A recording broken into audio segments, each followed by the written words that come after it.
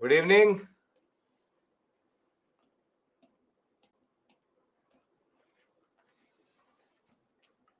Good evening. Good evening. Good evening.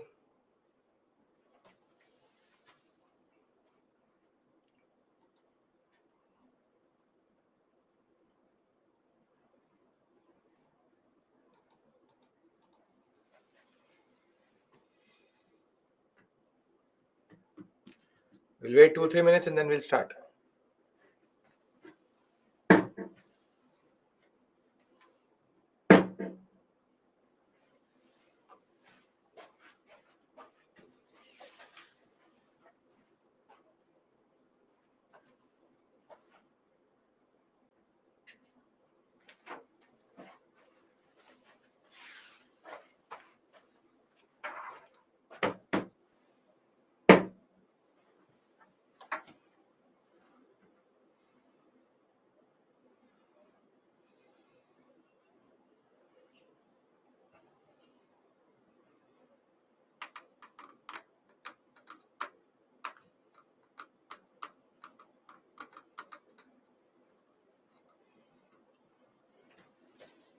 Good evening. Good evening.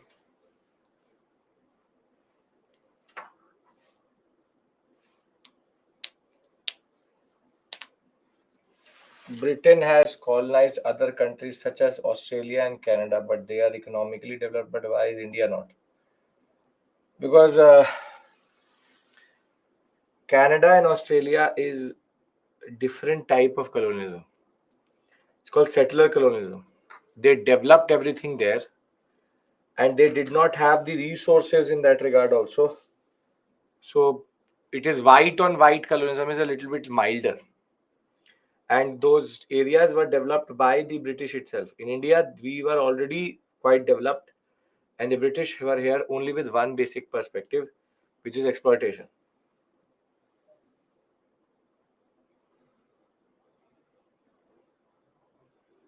Lakshmi, that was a rhetorical point that in a way the positions of Amin and Amil were subsumed within his power,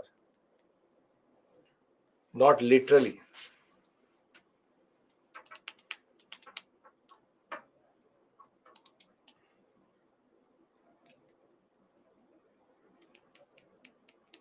Good evening, good evening. We wait till 5 5, then we'll start.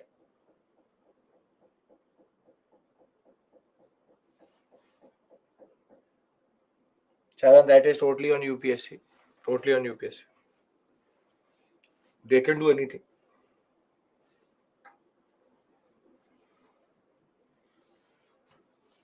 If Mughal Empire was an empire, then how could there be Awadh Maratha? They could rule freely, and when British attacked the Plassey happened, the Mughals didn't do anything. What I understand is that Mughal was an empire like a center under Mughal. But why did Mughal not protect Bengal in Plassey? Because Bengal is... Abhishek, I think you're forgetting the fact that by the time Plassey is happening, Mughal Empire has already disintegrated.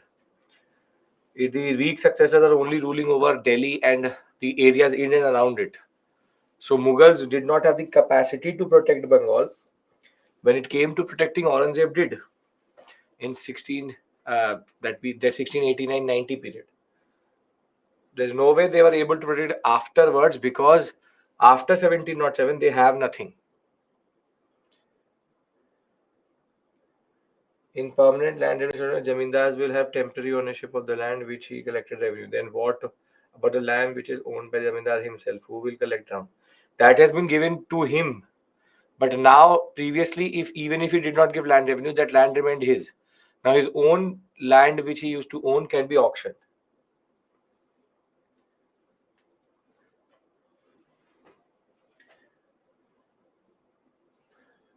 Trivendra it is for UCSC, it is for UPSC. You will find it on Amazon. What is the average marks for 10 to 15 marker mains question? 10 marks, if you're getting 4 to 5, that is good. And in 15 marks, if you're getting 7.5, it's good. 6, 7.5. Meaning 50% is always considered good. Perfect, Sonia. Thank you for that. British Kirtiraj, you don't have to write it in all caps. I can still read it. Don't worry. British monarch is still king for other 14 countries that they have colonized, but why not is India? That I will discuss with you the concept of Commonwealth and why India chose to not be part of it in that sense. We have to discuss that once we have got history, got independence, and that later period discussion.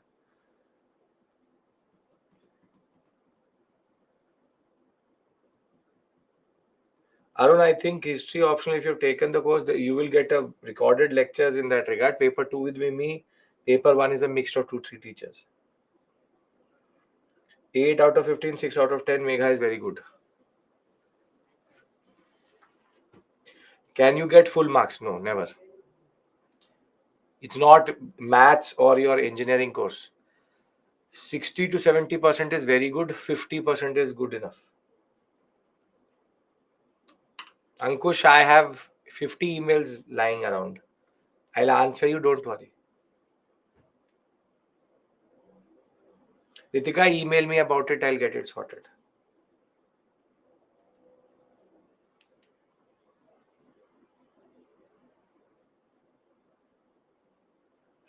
There is no sizable number of Madras. How can it be applied there? Andhra Pradesh, as you think today, is not the one.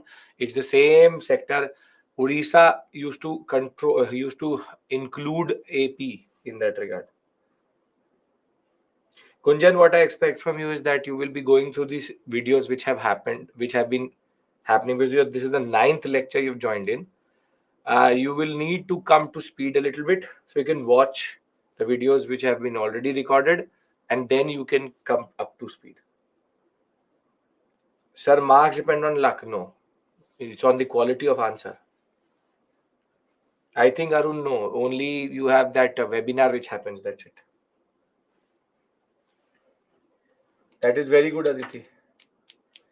Sir, do we have to send mains price? Where do we have to send? islive@byju's.com.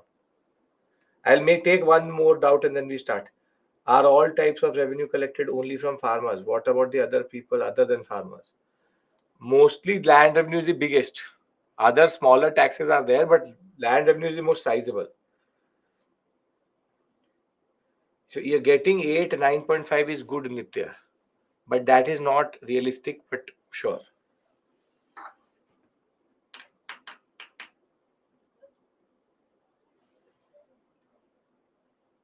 Whether we will be covering today remaining part of constitutional development? No. Remaining part of constitutional development will make no sense without nationalism. 1861, 92, 09, 1909, 1990, 1935. This we will do whilst we are doing the national movement. That will make more sense there in that regard. What does it mean by district collector settle with peasant? Meaning you will the ownership and revenue collecting right has been given to the peasant. Gunjan, you just have to stick to the PPT. PPT is the base. NCRT you have to cover, which is the 8th and 12th class part 2 or rather part 3. And last but not the least is if you have the time, you can also refer to Spectrum or my book. That is totally your call. Where we learn more about OPM, Neil. Ritika, we've already done what we have to do. 1858 charter, only once 1857 will happen. Peshwa is a position, yes. Prime Minister. Can I start now? If the Saturday, Sunday, all the doubts are done. Sir, you told subsidy lines made for saving from Napoleon. Ankush, I saw that email. That's an incorrect answer in the question. I've pointed you to the team. You are right. Okay.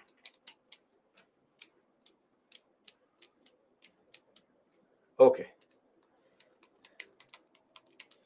Now we start. Yes, this is the first lecture. This is it first lecture or no? Dhruv, yes, this is the first class on social justice reform movement. Gunjan, question practice you will get on Saturday. Every Saturday you get questions from R side itself, mains answer writing, and 17 to 18 questions on your objective and subjective test. The SEB will be happy to send you the link if you are not able to find it. Okay. Srilata, is your lectures enough? We have to go through the book again. My lecture is enough, but you don't have that long a memory. So you have to either revise from the PPTs or revise from the lecture or revise from the book. Either, that is your call. Okay. Now we have been covering a very major portion of the modern Indian history in that regard. We started with Advent and Mughal decline, and thereafter we talked about expansion. Once expansion was done, we had been doing consolidation,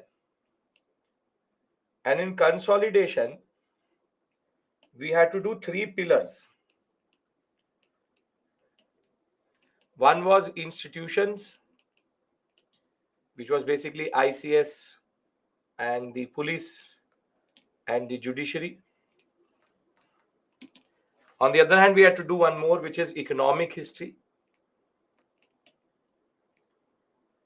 And the most important was constitutional development. In the last class where we stopped, we discussed from 1773 to 84 to 1793, 1813, 33, 53. All the acts related to the East India Company. Now we have to move forward and discuss two modules which are again quite descriptive. Yes, we've also done education policy. Yes, we've done education policy. We've done philosophy. We have done all of these things also. Very good. We've also done the railways.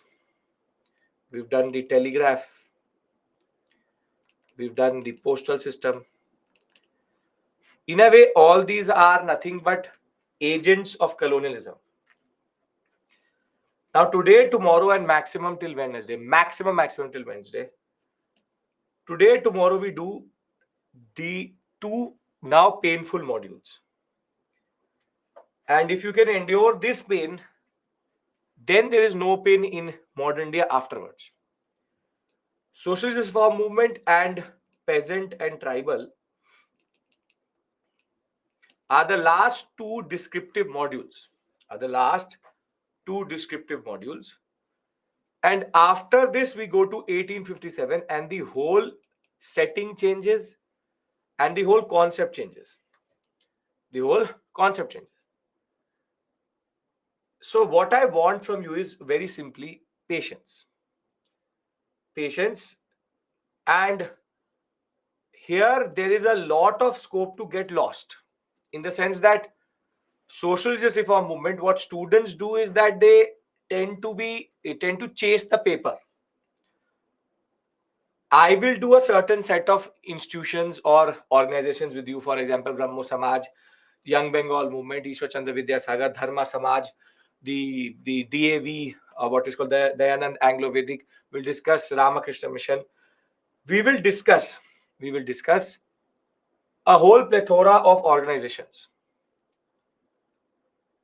But that does not mean that there are no organizations. In history, and specifically socialist reform movement, there is no end. But here what you do is that you do the most important, and thereafter you don't chase the lists. Because if you will look at certain books or multiple books, or for example Spectrum has it in the end of its pages itself, there are 40 to 50 organizations quoted. Same is true for peasant and tribal. In these areas, we will concentrate on the 99% area out of which the question can come. 1% is the UPSC trying to be a little bit problematic. So for one question, I will rather not give you unnecessary information. If they give it, they give it. If you know it, you do it, or you do not take a negative there and move on and rather do a separate question. Because if it will come to pushing and shoving, and if it will come to social reform movement, then the UPSC can give you any organization which you will not even find in books. So one thing should be very, very clear, that here we don't have to become emotional, that I will ratify every organization. I will do that question for sure. And I can guarantee to you, they will give you 3 statements, still you will know 2, 1 you will not be able to manage. So rather keep your sanity and let's reach the halfway point. And the questions will come from the Indian national movement, where you can easily manage the questions and easily manage the answers. So from you, if I get a question, for example, what about this organization, what about that organization, what about this, what about that, the answer to that question is, if you know it, very good, but I don't find it useful in the larger preparation, because there's a finite way or finite length to which you can remember, and I do not want to fill it up rather with basic unnecessary details. So if this is a gentleman's agreement we can have, that we stick to what we are doing and we don't unnecessarily complicate it, then I'll start this module itself. Because this is an area which is descriptive, I'm already telling you it is heavy, but I will do something in class which you should have done it. I will basically make a table, and if you can ratify that table, your work is done. So my job would be very simple, to make sure that you learn what you need to learn. And it is heavy, I know it is heavy, and there you are not alone in finding it heavy. But if we endure these 2 classes, today and tomorrow, and maximum Wednesday half class, then it will be then it will be sorted, because then the taste of the modules totally change. Last 2 descriptive modules, wars and the advent, along with these 2 are the last descriptive heavy models. I don't have to give up here. Agreement amongst us that these 2 modules we will not try to get too emotional and too attached to, and we will not judge modern India through this. Can I start now? I'm already giving you this big disclaimer, which is important. And over and above that, we don't have to do a thesis on any one of these people. So people tend to start to read on the life story of Raja Ram Mohan Roy, the life story of for example, Vivekanand, for example, Dayanand Saraswati. That is your interest, not relevant for the examination. Okay, now if you again talk to a Britisher, now please pay attention. If you again talk to a Britisher, he will tend to argue that the social religious reform movement is a positive development in Indian subcontinent. Now, if we talk about overall perspective, he may be right. But again, the social religious reform movement was not something which randomly came up, and it was based on a certain argument which the British were trying to give. And therefore, what we need to understand is, why would the social religious reform movement start? Why would Raja Ram Mohan Roy, why would Ishwar Chandra Vidyasagar, why would Derozio talk about certain things? And the answer to that question lies in the fact that, see, let's be very, very honest, and we should be honest. There were multiple issues in the Indian subcontinent. When it came to society, any religion, be it Islam, be it Hinduism, be it Sikhs, or be it Parsis, there were fundamental flaws in the Indian subcontinent, from the Varna system to the caste system to the social exclusion of Shudras to untouchability to women. And it's not that we've come too far away from these things. We have, in a way, come maybe a foot away, but we are still stuck in most of these things. Women do not have access to education. Women are being killed at birth or after birth. The education access not there, widow remarriage is not happening, and to put the cherry on the top of the cake, you have the worst of the worst, the most brutal and inhumane practice in the world, hands down, which is sati, which is burning the widow on the funerary pyre of the husband. We'll talk about sati very soon, but You have parda, you have wheeling. Women don't have access to the public sphere. Same is for depressed classes. Inheritance, education rights, economic rights. We were one subcontinent, be it very culturally active and very, very culturally, you can say, vibrant, but socially very dangerous. So in India, to be born as a woman at this point of time, or a depressed class, or certain other communities, was fraught with multiple issues. Temple entry movement or temple entry issues, cannot basically move in certain spaces, spatial division, social exclusion. It is literally, the list is very long that way. Dowry, marriages, child marriage. I can come up with multiple of them, and it will be true for India. So let's be very honest that this picture is not very rosy. And the British saw this very quickly. Now, please try to understand, why did the social justice reform movements start? Now, the British are economically exploiting us.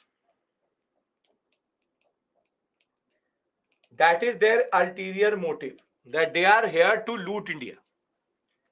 But they can't go and say that to their people or to everyone else, that economic exploitation, we are here in India for economic exploitation. Rather, they developed a very interesting concept which is called the white man's burden.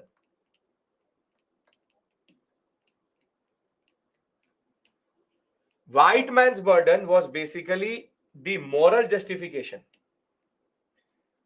for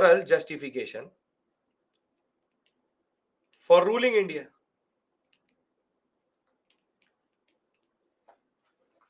So basically what the English did was, our Maulvis, our Pandits said that we are a great civilization. So the English said that, okay, there is Oriental civilization, Asian civilization, Indian civilization, and there is British civilization or British culture, the Victorian notions. They said that, okay, the civilizational threshold or the marker of civilizational superiority was women. And how now we are basically clean bold, because women, they said that the status of women tells you how superior a civilization is. And as soon as they made women as the threshold or the marker of civilizational superiority, they automatically said that women in India only indicate towards inferiority of civilizational development.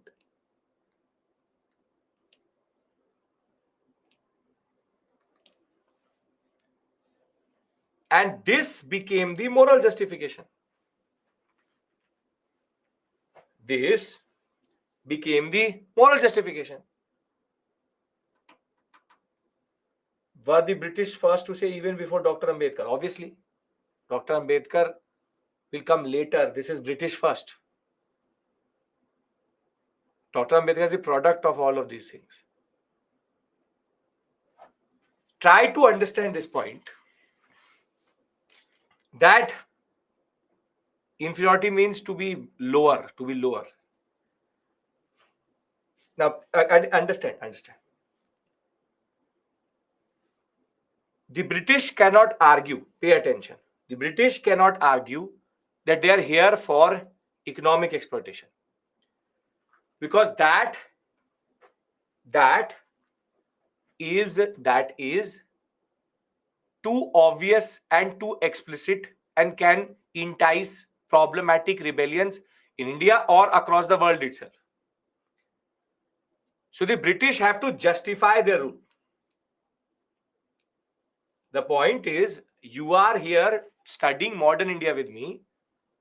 So somebody will ask you that why can't you do self-study? So you have to justify being here. The same way the British had to justify why were they in India. And if the utilitarians and if the British don't give a very good answer, then what do you say to the collaborators? What do you say to the Indians who you interact with? So the British, what they did was, they showed us a picture. They showed us a picture. The point was, we said that we are an ancient civilization. We are a civilization which goes back till the Vedas. We are a civilization which has multiple forms of expression. We are a superior civilization to the West. Then why does the West need to rule us? Stop typing, pay attention. They want to, in a way, create a certain understanding that, see, I could have easily started socialist reform movement with you, but I'm trying to explain to you what was the reason why socialist reform movement will start. And the reason is the criticism which the British gave. Every time a Pandit used to come, a Maulvi used to come, or any Raja used to say, I am from the ancient civilization of India. But he said that Western civilization is better. That is why we are here. So the Raja said, or the person said, how? How is that Western civilization is better? And the British, when they were interacting in India, they already knew that the women's situation was really bad. So they said that we will tell you how we see civilizations. They said we see civilizations in women. If women's position is higher, we believe that it is a superior concept. And if women's position is lower, we believe that it is a lower civilization. It basically, civilizational indicator of development became the concept of moral justification. They are trying to not ideologically colonize. They are trying to justify British colonialism and the presence of British in an alien land. There's a difference between ideological colonization and there's a difference between what the British project. This is the British project in India, which is that, see, the point is that we were like, you are not able to digest it. The British said, okay, you think you are a better civilization. You think you are a better civilization. I will show you a picture. And in that picture, on one hand, you had sati, no widow remarriage. You had child marriage. You had dowry. You had infanticide. You had no economic access. You had oppression. And you had no education. Then they say that, see this picture. Don't you need us to change this? So the British needed a justification to give Indians. How can we call it colonialism? That is and you are again trying to complicate it. Or am I talking about colonialism and imperialism? What are you trying to do there? Whenever you touch social, you automatically become colonial. Understand this point. Please, you are not trying to understand one thing. On the room called India, the British cannot paste outside, we are looting this country. Please understand this point. The British cannot outwardly project that they are looting the country, because if they do that, very quickly there will be response. Rather, they want to paste on that door called India, there is a civilizational project on, wherein the white man has the burden to civilizationally make these barbaric, savage Indians come to the same level of the Western civilization. Behind this picture is a much dangerous picture, which is the concept of economic exploitation. But every time the British will say, or somebody will ask you, what are you doing in India? They will say this. Basically, what America does in the name of democracy. America wants oil, but it will say we are spreading democracy. You have to sometimes project something and have to also justify. Ideological colonization will happen as a way of result of this, and it is the middle class intelligentsia, it is the moderates who believe that yes, good things are happening. So please understand this point. The British, as soon as the missionaries came to India, they started to see women being burnt alive. So now the British saw, okay. So understand this point. I could be in your life for a different reason, but I could be projecting that I'm for a different reason. British can't publicly say that they are doing economic exploitation, so they officially say that they're uplifting. Yes, that is the point. They can't officially say to the British people, to everybody in America, to the whole world that they're exploiting us. So rather they say, dekho, dekho, ye picture dekho. See this picture. This is what is India. And we are trying to bring India out of this. Try to understand. You are forgetting. You have also done it from time to time in your life. Your motive is different, but your projection is something totally different.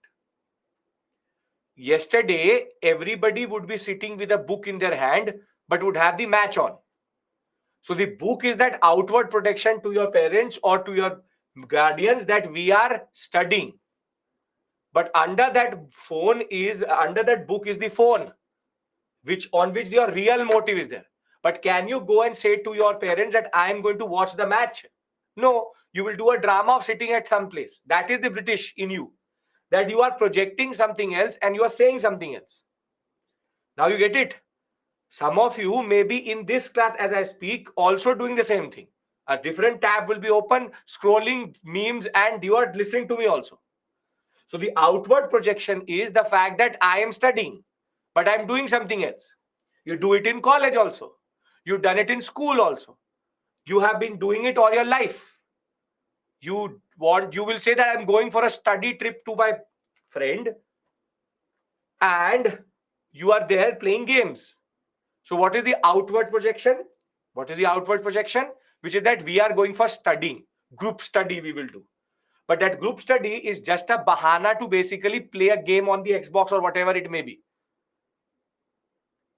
So understand this point. This is the British project. The British cannot say that we are here to loot everyone.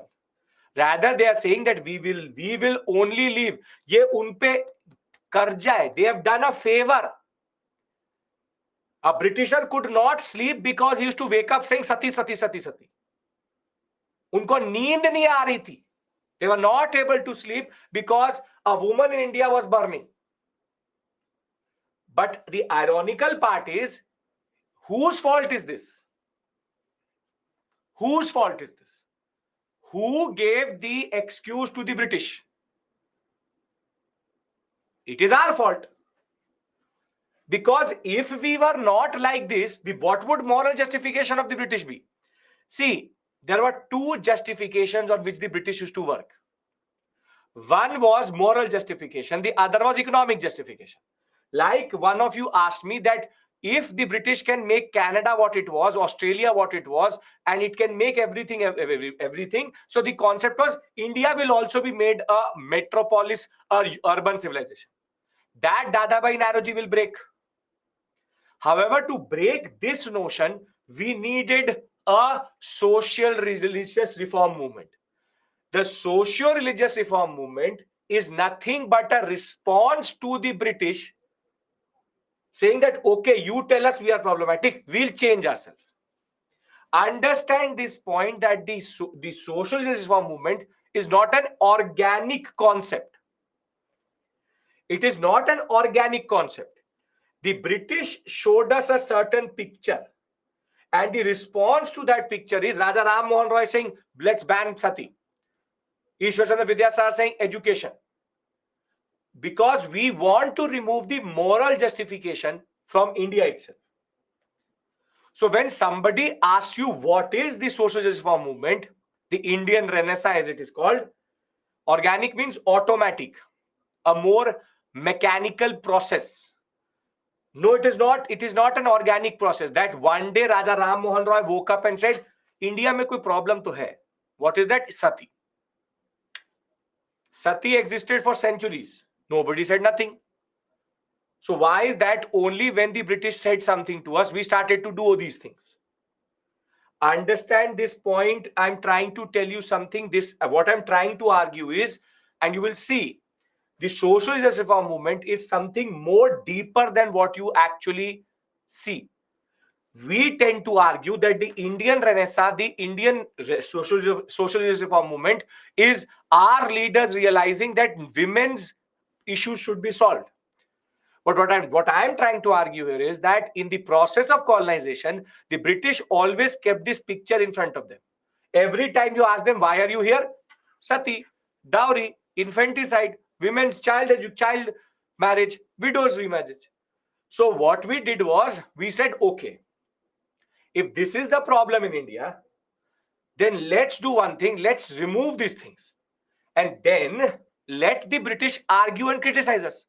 All missionary criticism and all British criticism was based on the fact that Indian civilization is inferior to Western civilization, which it inherently isn't. But unfortunately, in the process of becoming this great civilization, we did it on the backs of women and the depressed classes.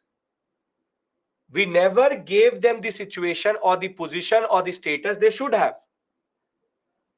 So in a way, we gave the British a moral justification, which they could basically beat around in the world.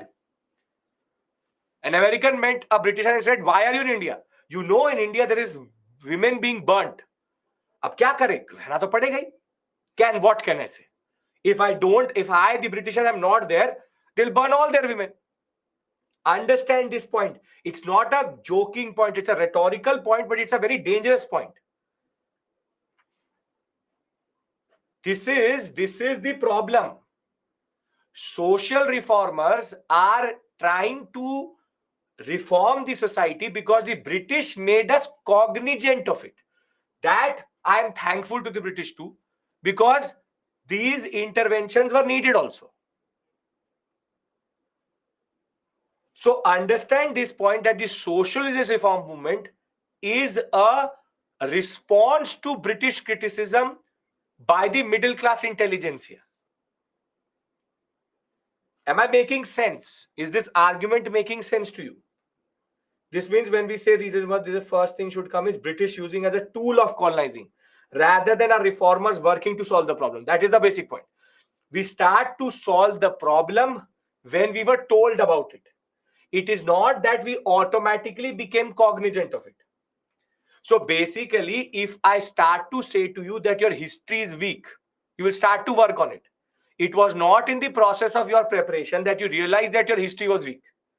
This is a difference.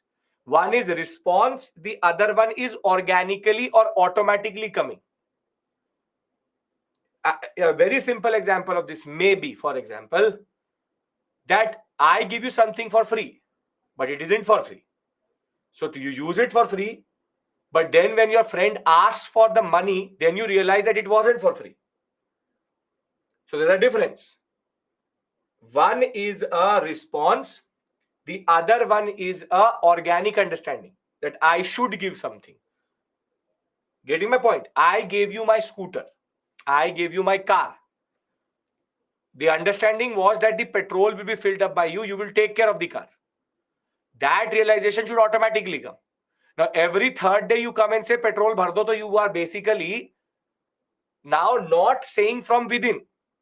So I would have to say to you that this is your responsibility.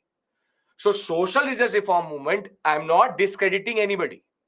But I'm trying to tell you that why is that in 1820s, this 1800 period, after 40 to 50 years of colonialism, there was a response which came. See, Megha, Yes, Raja Ram Mohan Roy's brother's wife was burnt alive and that changed his heart. Sure. But multiple wives had been burnt previously. He may have a moment of heart change, but everyone else was ready to accept something like that is not a given fact. Maybe if Raja Ram Mohan Roy existed 100 years back, he would also be thrown in that fire for saying that you should abolish sati. Understand this point. Today, when I say, for example, that we should change something which is a norm, you may be ready to accept it because the times have changed. But if I had said it 50 years back, it would not have been accepted the same way. Today, just sitting in front of the phone, randomly lip syncing to songs is considered as a job. 20 years back, your parents would have drowned you for doing it. So, these TikTokers, these meme persons, these Instagrammers, that is not a job. But it is now not a job. It is now a job. So, think of it like people accepting what is happening. So, norms change. Was the society ready to do it? Why was it ready to do it? Because we had got sick and tired by the British saying, you are inferior, you are inferior, you are inferior. So, if you realize one thing, in a way, all social reformers are in a way the first nationalists because they are trying to give response to colonialism's moral justification. Dadabhai Naroji is an economic nationalist. In a way, they are socio-cultural nationalists. That they are trying to break the argument that, okay, sati is the problem, we'll remove it. Now you tell me what is the problem in me. That is why you need a teacher, that he tells you what are the problems in you. And that ways you change yourself to become better. So, in a way, yes, the British did a good thing by showing us this picture because that was needed for sure. And I think nobody here would disagree with me that if the British did not have an ardent criticism, maybe we would have not come out of that type of darkness at that point of time when it came to social concept itself. Unfortunately, here the teacher was the British. However, the teacher was literally beating you up to do something good, but in the back, the teacher himself was selling cocaine and opium to the Chinese. So it's not a very good precedence. But the point is that the British here, in a way, had an unintended consequence, which is that they taught us something for which we changed ourselves. Are we clear about this? I am trying to give you a totally new perspective about social justice reform movement. Every book will say that this is that, this is that. I'm trying to explain the logic of it. So, is this clear? If we recall correctly, even other European powers meddled in our affairs. We often rebelled against such interference. Why wasn't there a rebellion against British invention such matter of sati? Sense of inferiority. Tina, the difference was that previously, if we were told about sati, we would cut that person. That how can you talk about women's issue? Now here the sword is with the British. And the British every day came to you and said to you, you have sati, you are meant to be ruled. So now the people tended to actually, and see, I'll tell you one more thing. I will now go to the second aspect and you will realize something, which is that the British were not that big a savior. I will tell you that also. The British were a catalyst here. Were not the agent, were the catalyst. If we understand this point, that what is the moral justification and how the British used it, and and how we gave a response to it, I want to discuss the British intervention also. That how does the British intervene in that regard? Can I discuss the second part? Okay. Now, whilst the British were very, very ardent and very critical of the way Indian society was developing, they were too scared to touch too many things. The only place where the British did anything were only three things: Sati, infanticide, infanticide, and slavery. This is called legislative reform. This is called legislative reform, which was done by the British through acts. Through acts. Other than that, the British actually were never interested in doing anything. They really were scared of touching anything which is religious. Infanticide means when a girl child is born, she is starved to death or given poison, because girls, unfortunately, till today also are considered certain times in certain communities as burdens. That the obsession with the boy is something which leads to infanticide. Now, what do I mean by sati, infanticide, slavery, and legislative reform? Till the British were not convinced that it was not a religious practice, they never intervened in that issue. It took a whole Raja Ram Mohan Roy to convince the British that sati had no scriptural evidence or basis, and that is why sati was abolished by the British in 1829. But imagine, they were here since 1757. The first intervention come 1829, and all interventions stop after 1857. After 1857, the British dare not touch anything. So as much as these British are talking about problems, they themselves were also not very good at intervening and doing anything about these things. And that is why the socialist reform movement or the reformers were needed, because the picture was shown and the British were too hesitant to change anything. And can anybody tell me why would there be a hesitation before 1820? But that obsession with boys also with the British, but they had ruled the father's property. Kanchana, the problem is in Victorian society, yes, there is, it's not that the British society is better, but vis-a-vis the Indian society was better at that point of time. Yes, the reason is Orientalism. Is Orientalism. Till 1833 or 1813 at least, Orientalists did not want to touch anything. They literally feared. And it is only after the utilitarians will come and they will say to the Orientalists that you are cowards, that you are not trying to do change or do a lot of things. Bentinck, ironically, if you remember, is the one who abolished sati. And Bentinck is a utilitarian or a Orientalist. He's a utilitarian. So now do you understand why did I tell you philosophy of rule? Because that philosophy of rule, in a way, coincides with education also and coincides with social reform movement also. So if I'm clear about why and I'm clear about the hesitancy, I want to discuss the first concept, which is legislative reform by the British in that regard. Can I do that? Is this making sense to you? I'm trying to bring in some life back to this topic because I can easily go into discussing organizations. I'm trying to logically link certain things for you so that you understand the whole national movement or even colonial India as a certain way of connected concepts. Everything is connected to each other. How utilitarians and Anglicans are fighting in education, that will manifest in socialism movement also. And understand this point that whatever we gave was a response.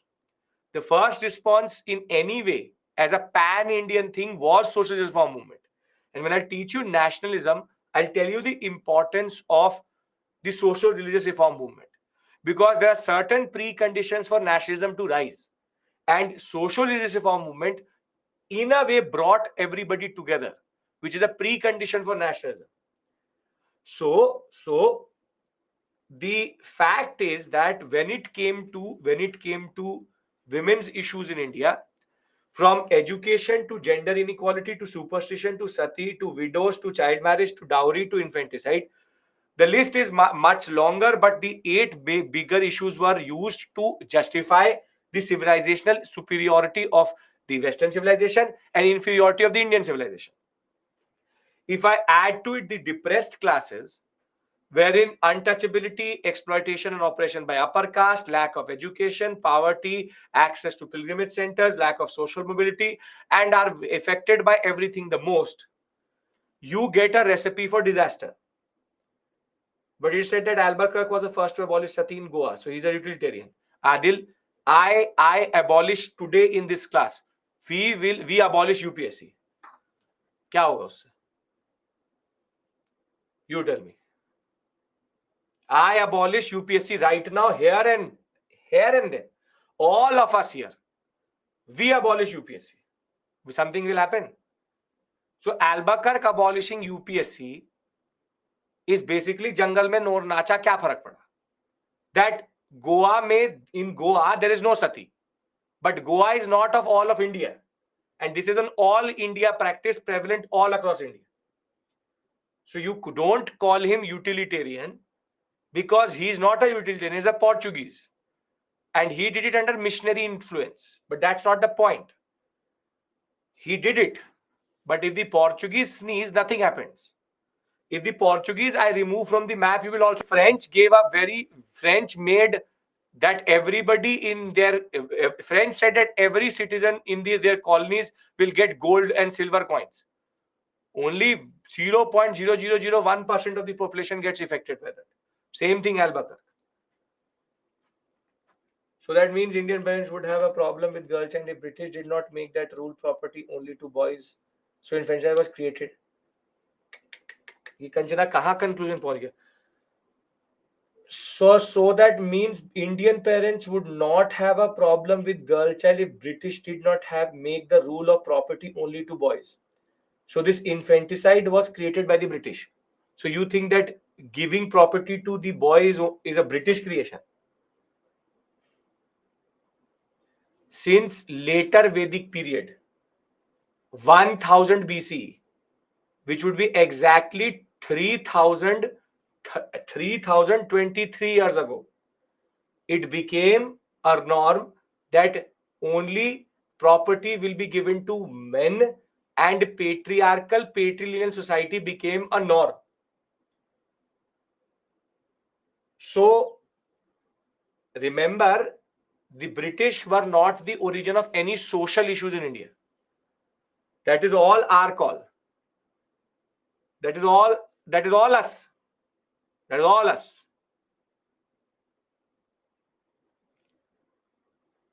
No, Ashay, they want to change. Utilitarians want to change. Now,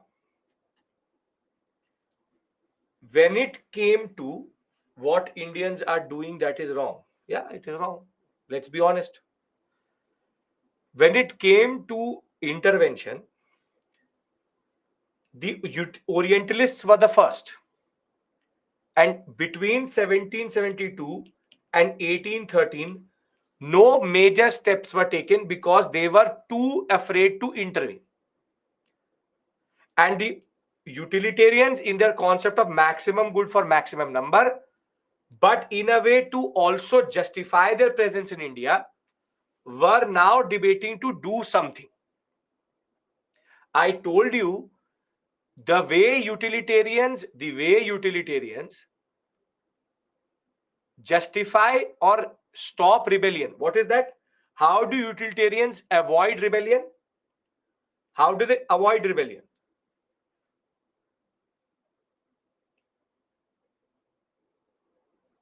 They avoid rebellion by ideological colonization, which is that you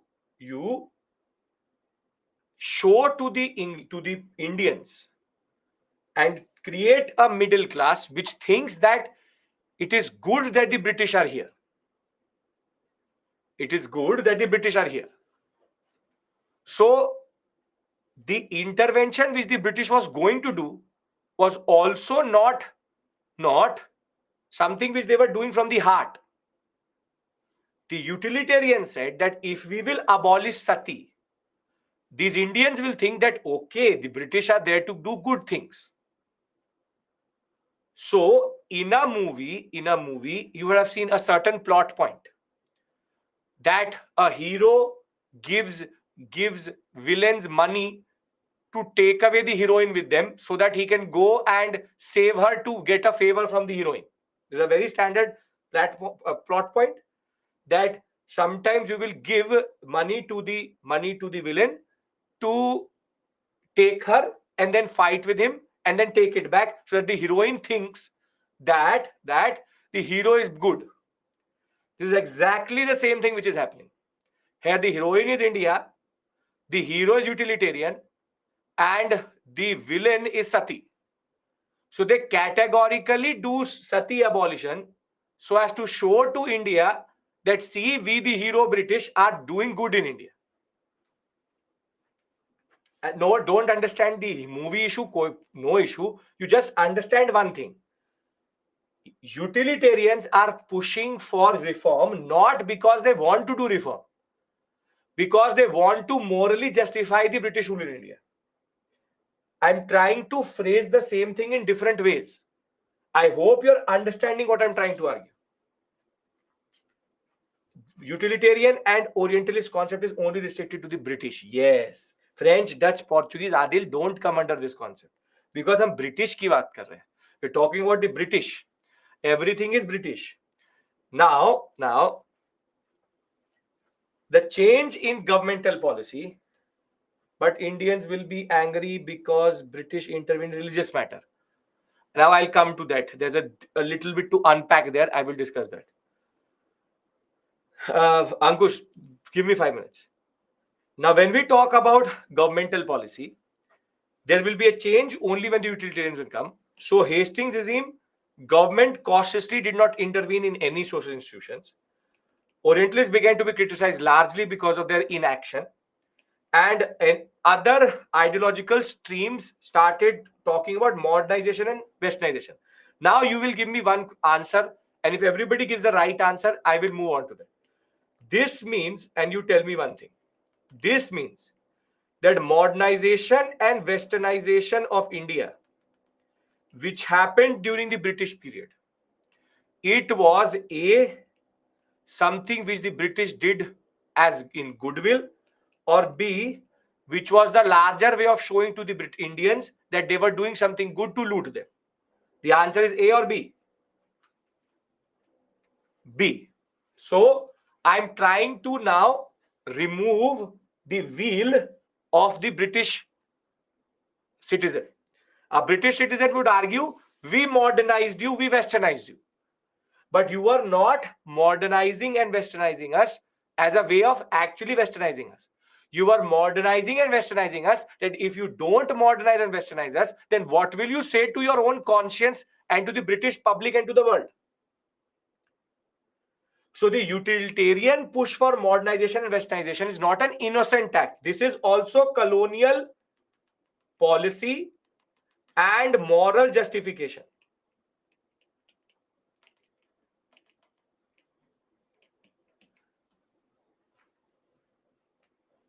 The first ones to argue are a Protestant group which are called the evangelicalists, who said that Hinduism is the problem itself, so we need to attack that.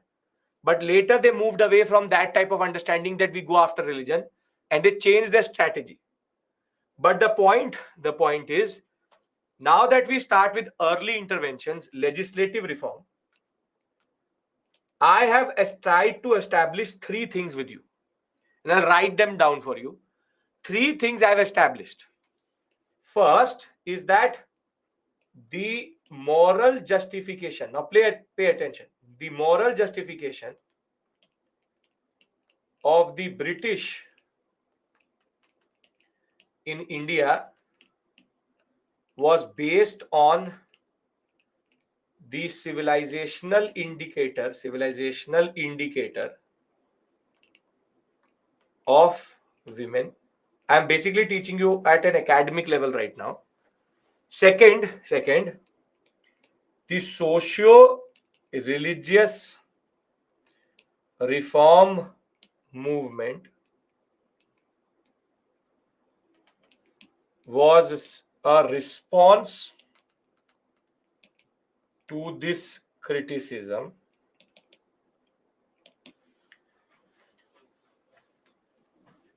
And third, the most important, the intervention and modernization and westernization was a colonial policy to mask mask their real intentions behind this social project.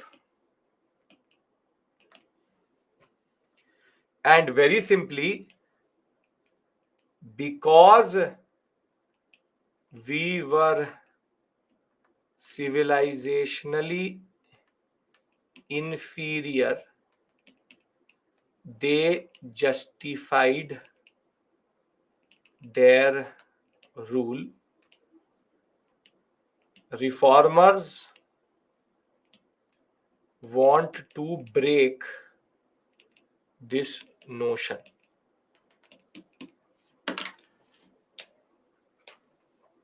Which indicator? Women. Again, back to square one we are. Women are the indicator. This is criticism which the social justice reform movement tries to argue. They justify their rule by saying that we are civilizationally inferior. Reformers want to change that notion. And any intervention, modernization, westernization is not a favor which the British is doing.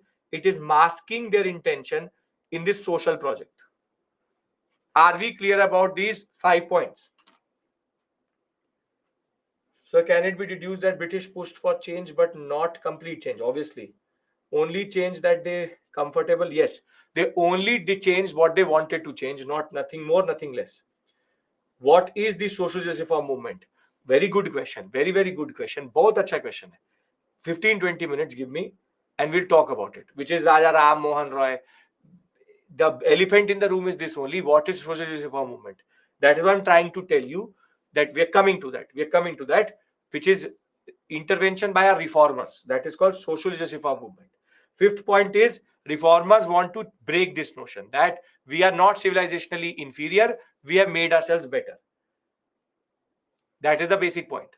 Remove the moral justification of rule. Remove moral justification of rule. Can I start early intervention?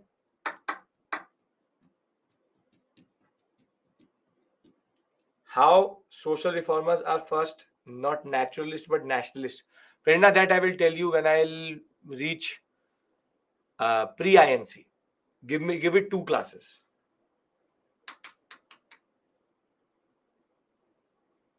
Social reform movement is Arya Samaj, Brahma Samaj. No, it's much more than that, but yes, revivalists and reformists, which the word which I don't want to use right now because they're two very different things.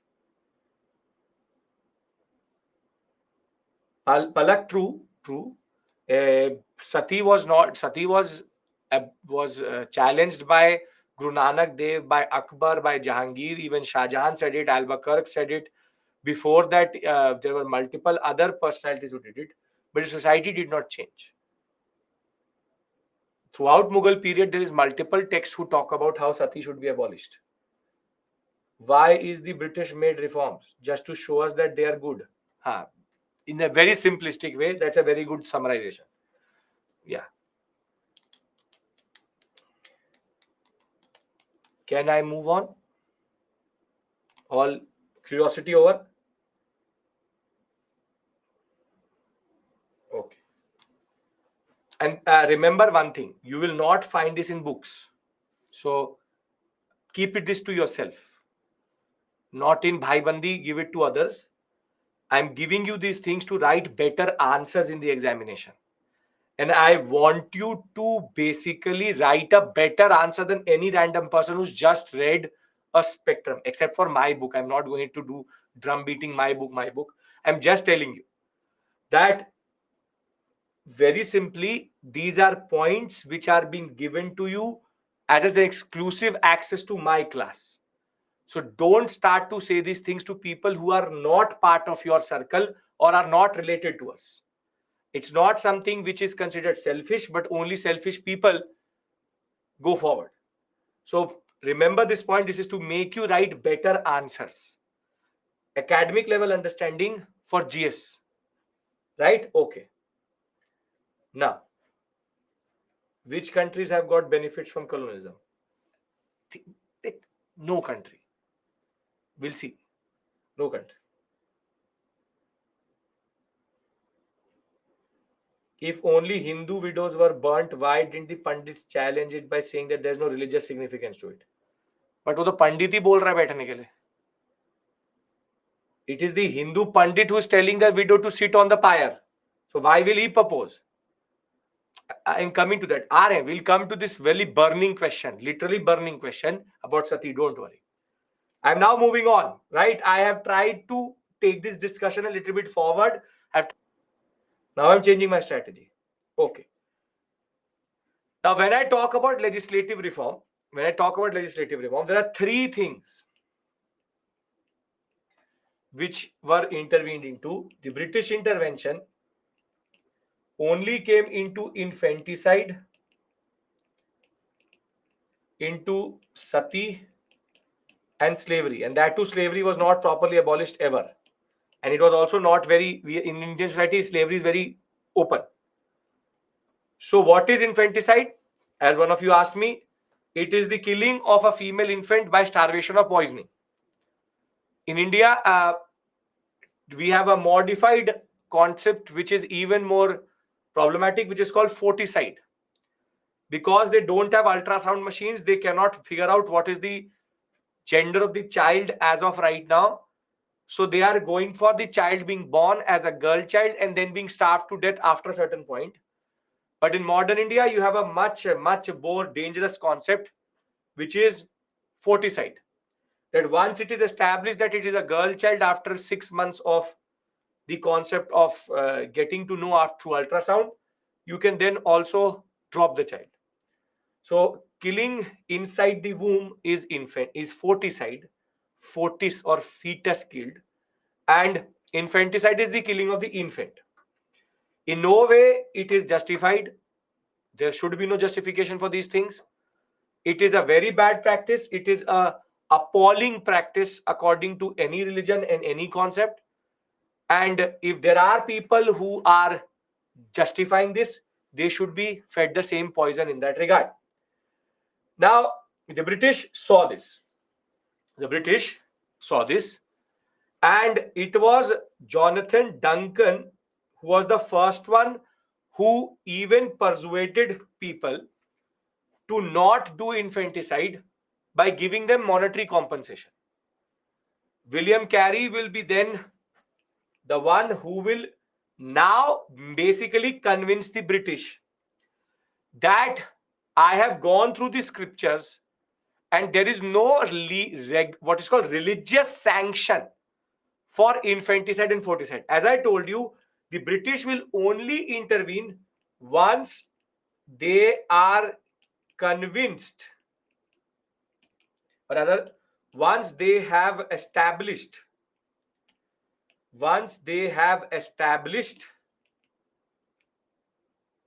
it is not a religious concept.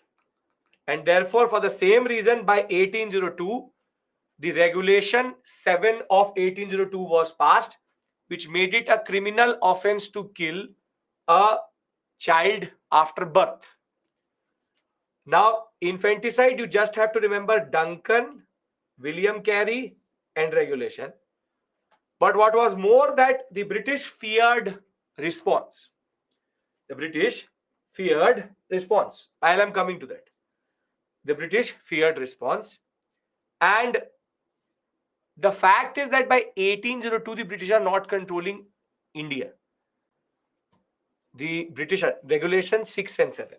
6 and 7, but 6 is written here, but there were two regulations back to back. Now, the British expected a response, but that didn't come because no specific opposition can come because they are not controlling other than Bengal anything else. It has not been applied across India, and infanticide was very common, but its implementation by the British is not possible. So understand this point that, as I said, if we abolish UPSC today in class, it has no impact. And by 1802, they have no control over the Marathas, the Mysore sector. Most of India, they don't control. So this is a good practice which they started, but it was just limited to the Bengal sector. So the infanticide concept itself is something which remains problematic today, but the British first intervention was into infanticide. Now comes the most important intervention talked about too much, which is sati. Sati, we believe its origin, I'll talk about that also, is 5th, 6th century CE, basically Gupta, post-Gupta period. Prevalent among all castes in three presidencies, Madras, Bombay, and Bengal. It is a self-immolation of the widow on the funerary pyre of her husband. Now let's talk about sati, and I want to be very clear about something. If sati is not mentioned in any scripture, any religious book, then how it started, how Pandit justified, though we live in modern era, but still people around gossip. Yeah, that is true. That is frustrating that way. Okay. How did the execute reform? Don't the people say it is a tradition? Sure. But right now the impact is very limited. And in a way, a lot of these things were never properly applied because the people did not apply it. So don't think that today they said something and tomorrow it stopped. Even if today I tell you something, tomorrow it will not stop, even in modern society. Whatever question will come, there have been what we call as mains questions and prelims questions both. Now pay attention. Now pay attention. See, when it comes to sati, there should be one straightforward line. Very straightforward line. Written in scripture, not written in scripture. Religiously sanctioned, not religiously sanctioned. A random person says it or does not say it. I don't care where it is written. If it is written in any book also, I really don't care. It is unjustified. It is non-justifiable in any way. So sati origin, I am not here to tell you how it started, because wherever it started, it was a gross, sick people started it. If they read a book and said it, then the book is also a problem. If they did not read a book and they started it, then they are the problem. In a society where sati exists, there is something problematic in the mindset. So I am not going to say to you that this scripture says this. I have seen people justify sati. And for me, it is an unjustifiable act. I don't care if somebody has said it or not. So don't try to find logic in sati, because it is illogical and inhumane. And if it was about burning people, then why does the husband not sit on the funerary pyre of the woman? So Mahabharat, Ramayana, don't quote me these things, because these are all, I don't care where it is written. I really don't care. It is literal murder of the highest degree. And that too, that woman is not sedated. She is literally burnt alive. Alive. So my understanding is very straightforward. Please, I am going to be very, very clear about this. I am not going to justify anything. So be very clear that I'm not here going to tell you the history of sati. For me, it is unacceptable at all levels. Unacceptable at all levels. So sati was a practice which should never have developed, and basically it is unjustifiable at all levels. So a lot of questions are asking me about a lot of things, but I really don't care what it says. Are we clear about this thing? Are we?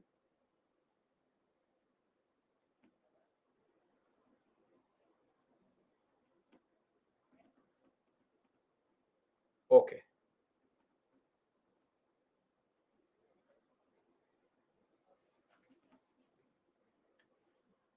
No issues? Okay.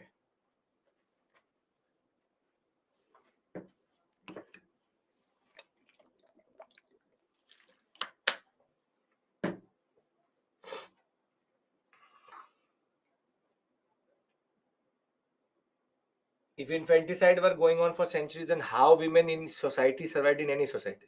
Ankush, uh, you are trying to say that if every girl child was killed, then how did women society survive?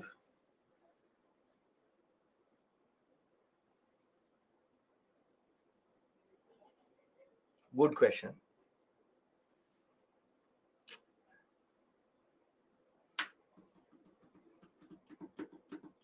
क्या बोलूं इसमें? That birth rate is too much, death rate is lower. Too many girls being born, at the rate we are not able to poison them. Unfortunately, this is the only thing which I can say. That is what I can say only.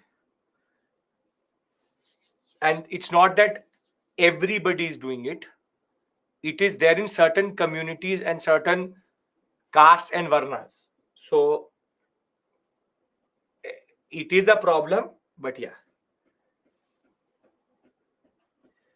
Is sati pratha common throughout in society? Yes, everywhere.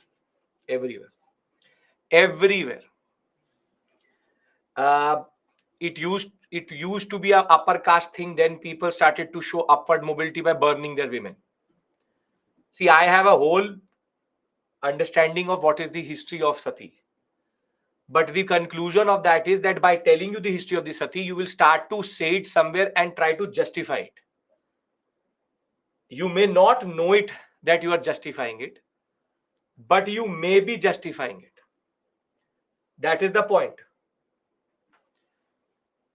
This is the point, right? So the simple point is very straightforward. Sati is not acceptable, and sati is not is it religiously sanctioned or not is an immaterial question. That is the point. Something which is wrong, its history will also be wrong only. That is the point.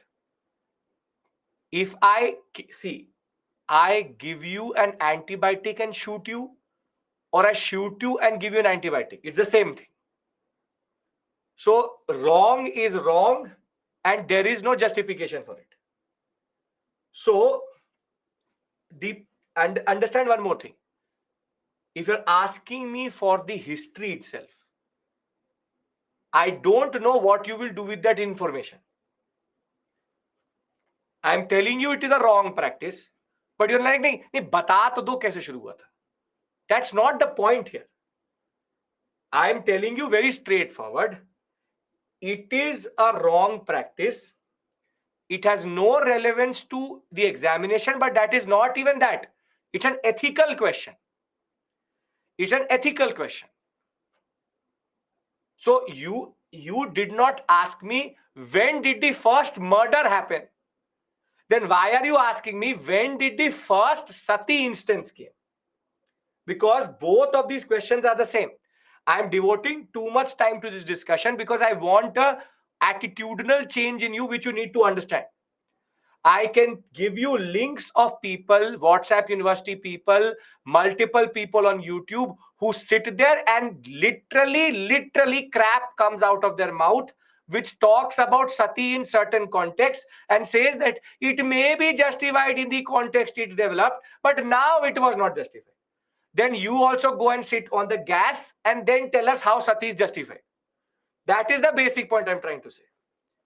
That there are people till today on certain social media platforms, you will find the justification, who will give you scriptural references, who will debunk scriptural references, but that conversation itself is unnecessary, because something which is wrong, does not matter where it origins.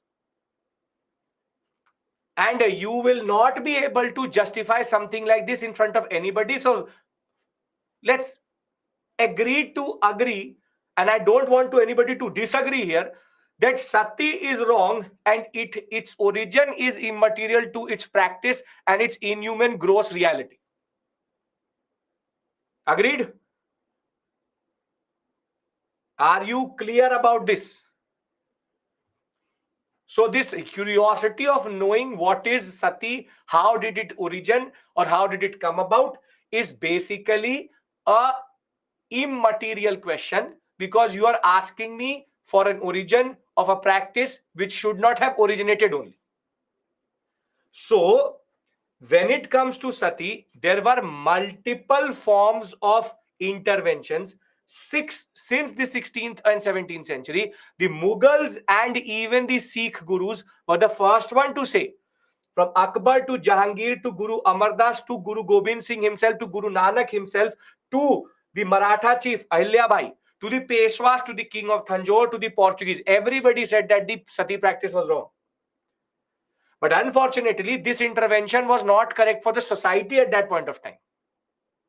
And therefore, it is in 1789 that Colebrook, Brook, he was the collector of Shahabad, and Shahabad collector was the first one to say, in my district, no sati will happen. In 1795, then came Colebrook, who was the judge and head of Sadar Diwani Adalat, and he also tried to demonstrate to the British that the practice was in no terms related to the Vedas or any scriptures. But the major blow to this came through no one else but Wellesley himself. 1797, Midnapur district magistrate said no burning of child widows, because most of these widows were children. So it was one thing to burn a woman, they are burning children, girl child, because at this time child marriage is prevalent. Without even seeing the face of her, makes me puke saying that itself, a child husband, she's being burnt on random reasons. And this Wellesley guy in 1805 then had a committee inquiry, and he put everything regressive, because he said maybe sati, if abolished, will lead to dissatisfaction. And in 1818, Raja Ram Mohan Rai started his campaign to convince the British that there is no scriptural, religious, any form of justification in Indian society, and it was a practice which came out of some Sikh, very mentally challenged people during the Gupta, post Gupta period, that it should be abolished and it has no basis. And therefore it is his intervention. And you can say anything about Raja Ram Mohan Roy, this was his campaign to make sure that in 1829, finally, Bentinck, a utilitarian, will thereafter introduce Regulation 27. And under Regulation 27 of 1829, he will make this practice illegal and punishable by offense as a criminal act. And all government officers and zamindars, if sati is being practiced in their area, would be accepted as accountable for this issue.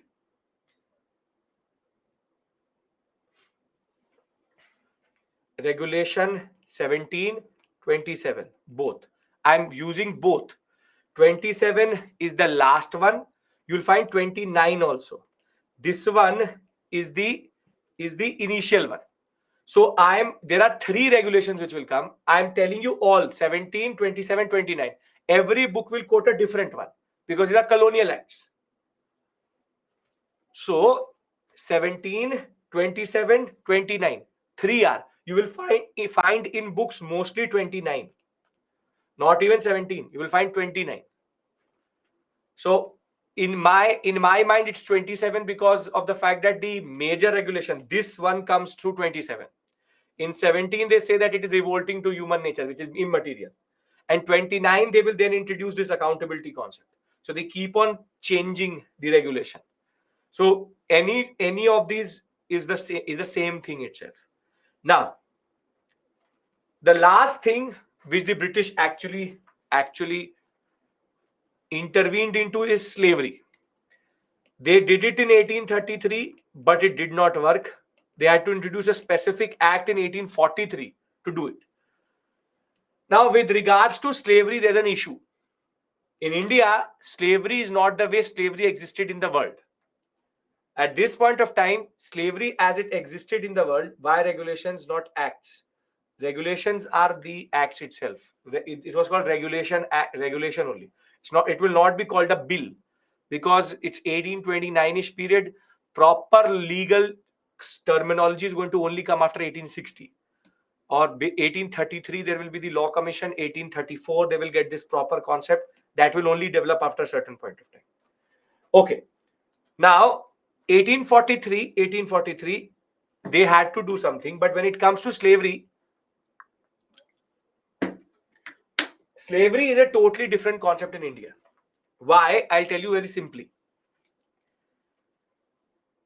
Whenever I say the word slave, what does the first thing which comes in your mind? What is the first thing which comes in your mind? As I said, slave.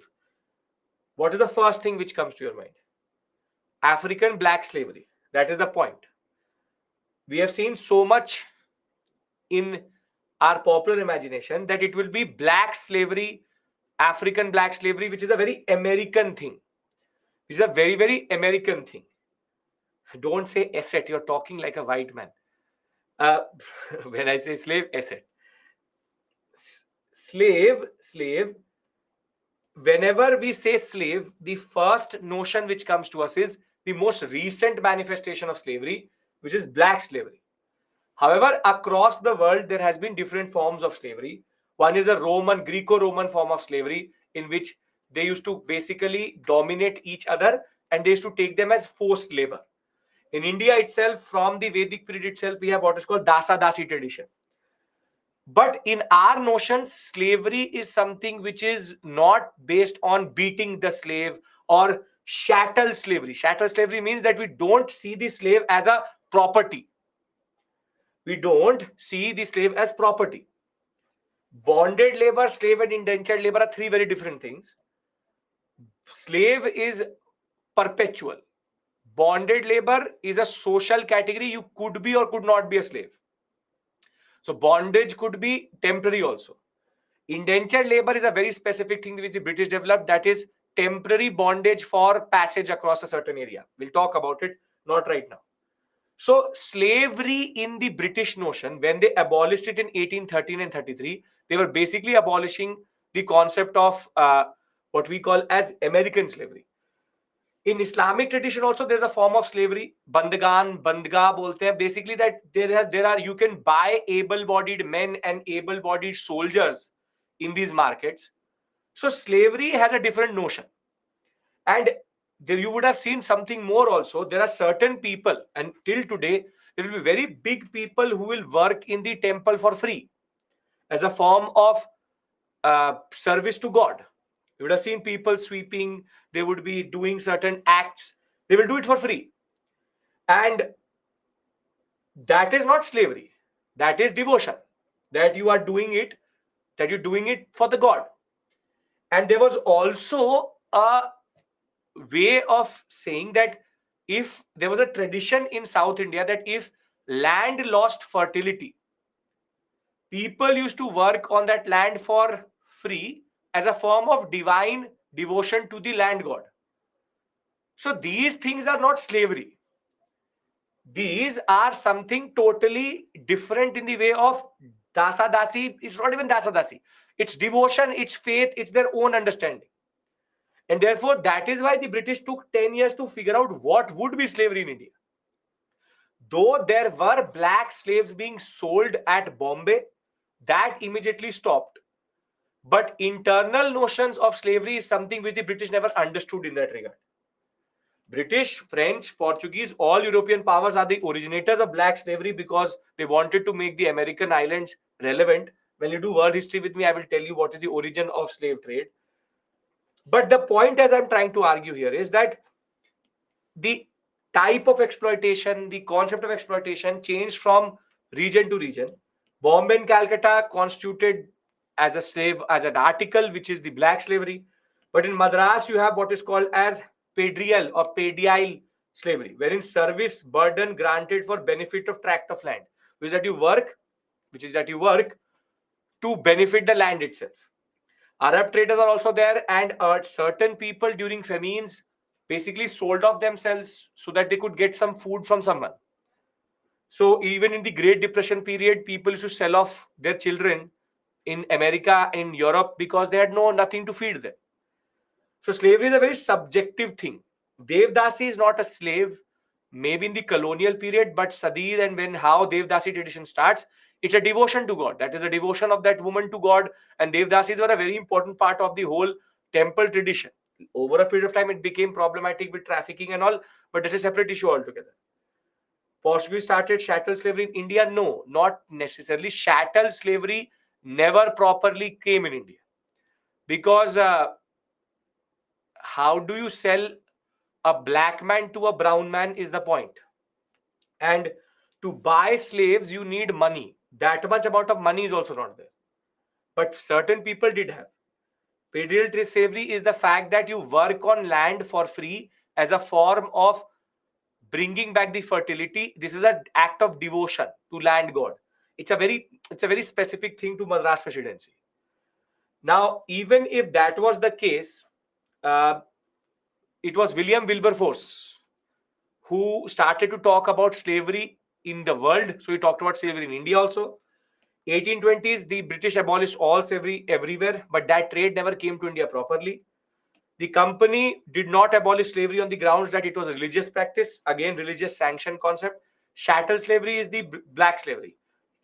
A slave as basically, this is a slave. This is a slave. If I say that a human being is an object, that is called chattel slavery. Chattel slavery or slavery as an asset, as one of you said.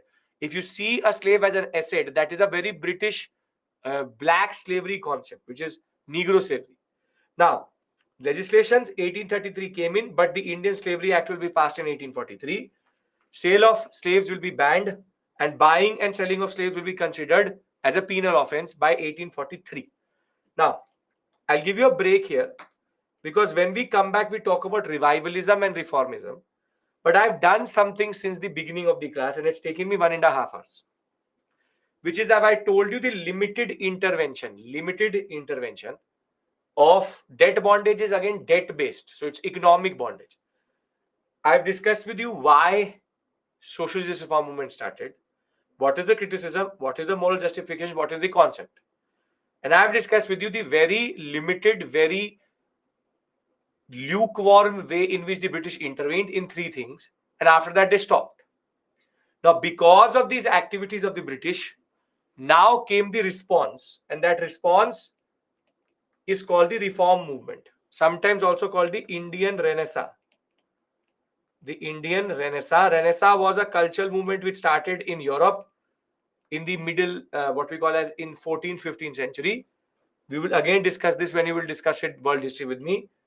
But very simply, Indian Renaissance is a little bit different, with Raja Ram Mohan Roy being the father of it.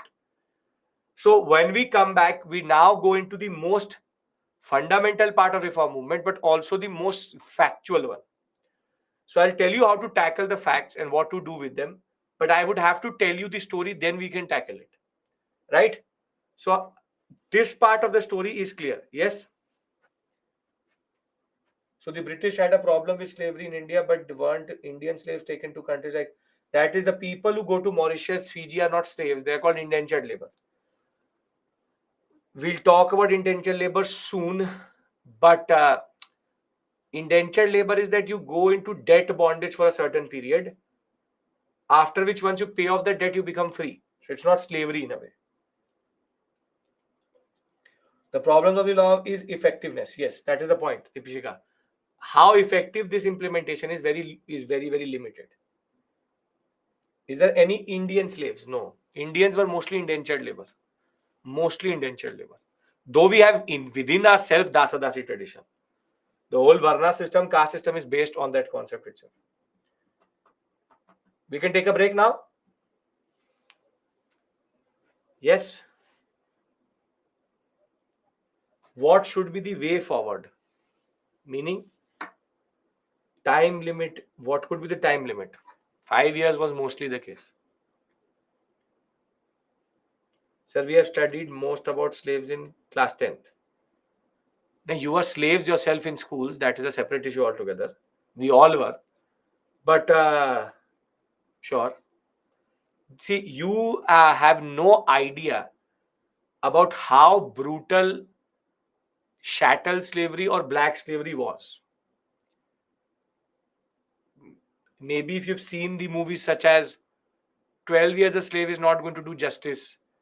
For example, there's something called a very good movie which is Amazing Grace. It's a good movie, talks about the issues. You can also watch not Django Unchained properly, but slavery. If you really want to watch Amazing Grace, you can watch. You will understand it. Slavery was really brutal. It was wasteful slavery. They used to kill their slaves in the process of making them work. So yeah, what you remember in slavery is the Regulation 43, that it came in 1843. 33 they tried to do it. UPSC as it is not going to ask you a specific question on slavery, just the act for prelims and the basic concept for mains. Okay. Chattel means chattel. It's not sattel. It's chattel. Chattel means property. Property based slavery. Okay.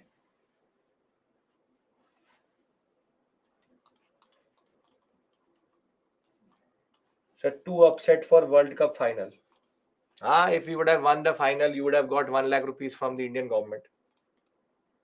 So you should be really upset we did not win. If you really want to understand the pain which you felt yesterday is exactly the pain which a UPSC aspirant feels when he fails. So in a way, the whole nation felt what it feels when you don't clear something after putting so much effort. So वो अभी घाव बहुत नया है. You will I don't want you to go through that pain, but I've seen it in too many times, and it's not that it is specific to UPSC. Everybody prepares. It's only that one day that you have to make it work, and it didn't happen. So now you are not going to study because they didn't get the cup is next level thing. So that is people basically committing suicide because we did not win the cup. You personally would have been proud. I am proud of the team. We all are proud of the team. At the end of the day, we deserved it. But sometimes it happens that you deserve things and you don't get it because of one moment in that regard. So that one moment, it did not work out. It does not discredit the team. It does not discredit the effort. But sometimes it happens. So अब what you क्या बोलूं मैं इसमें? So what do you say about it? But if you will mourn over it, then what will happen? So not this time, maybe next time. 2011, I saw myself we won. But personally, to be very pragmatic and to talk like a teacher, we won it in 2011. Did something change for you? Did something change for you? कुछ बदल गया था? Not maybe, nothing. What will change for you? You got the cup at your house. You got a appreciation letter that you supported us. Nothing. So become an IS officer. That is your World Cup. That is the more important thing here. Okay. Momentarily happiness. So find happiness in things in which there is no chance. Okay. It's 6:40. We come back at 6:50 and take the story forward. I feel the pain, but मैं क्या बोलूं? I can also sit here now. I will not teach today because India lost. Then what will happen to your preparation? That's the point, right? Your summit is different. Their summit is different. If not this time, they will get a chance again. But that does not mean that from tomorrow they will not play. They will play. It will come to us. But for you as personally, it is immaterial if we win or not. That is the basic point. Okay. 51. Chalo, take 53. See you.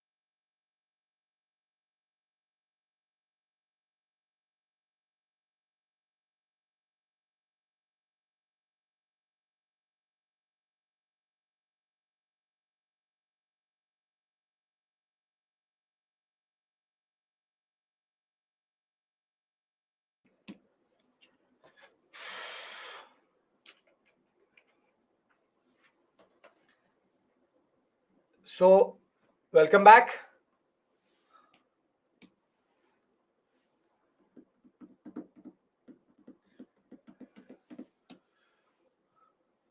Uh, what we have to discuss is the reform movement, and these factors, in a way, I have already discussed with you. This is the context, causes, why did it develop, and first is the fact that modern education had been introduced. With modern education, there was the middle class intelligentsia, which has been learned in English education. They understand the new notions of liberty, fraternity, and this concept of what we call as better society. And the other would be the three causes which are connected to each other: impact of British rule, the pessimistic attitude of the British and the missionaries towards our culture, and the opposition of Western culture and the prevailing realities. If we bring all of these together, it becomes a standard recipe for something like this. I have already told you that the socialist reform movement is a response to the way the British criticized us. And English education in that regard was important because that allowed a lot of these reformers. Most of the reformers were a product of English education. So the people who intervened were also a product of British colonialism itself. Now comes the $1 million question, that how did the reform movement manifest itself? Socio religious reform. And there were two ways in which it manifested. One, and I hope everyone's here and everybody is ready. Can we start again, please? This is a very important discussion. One is called reformists, and the other one were called the revivalists. Reformists and revivalists. Now, there's a major difference between them, but the differentiation on the ground is very subtle. So, the reformist, now pay attention. The argument of the reformist is there are fundamental issues inherent in the religion,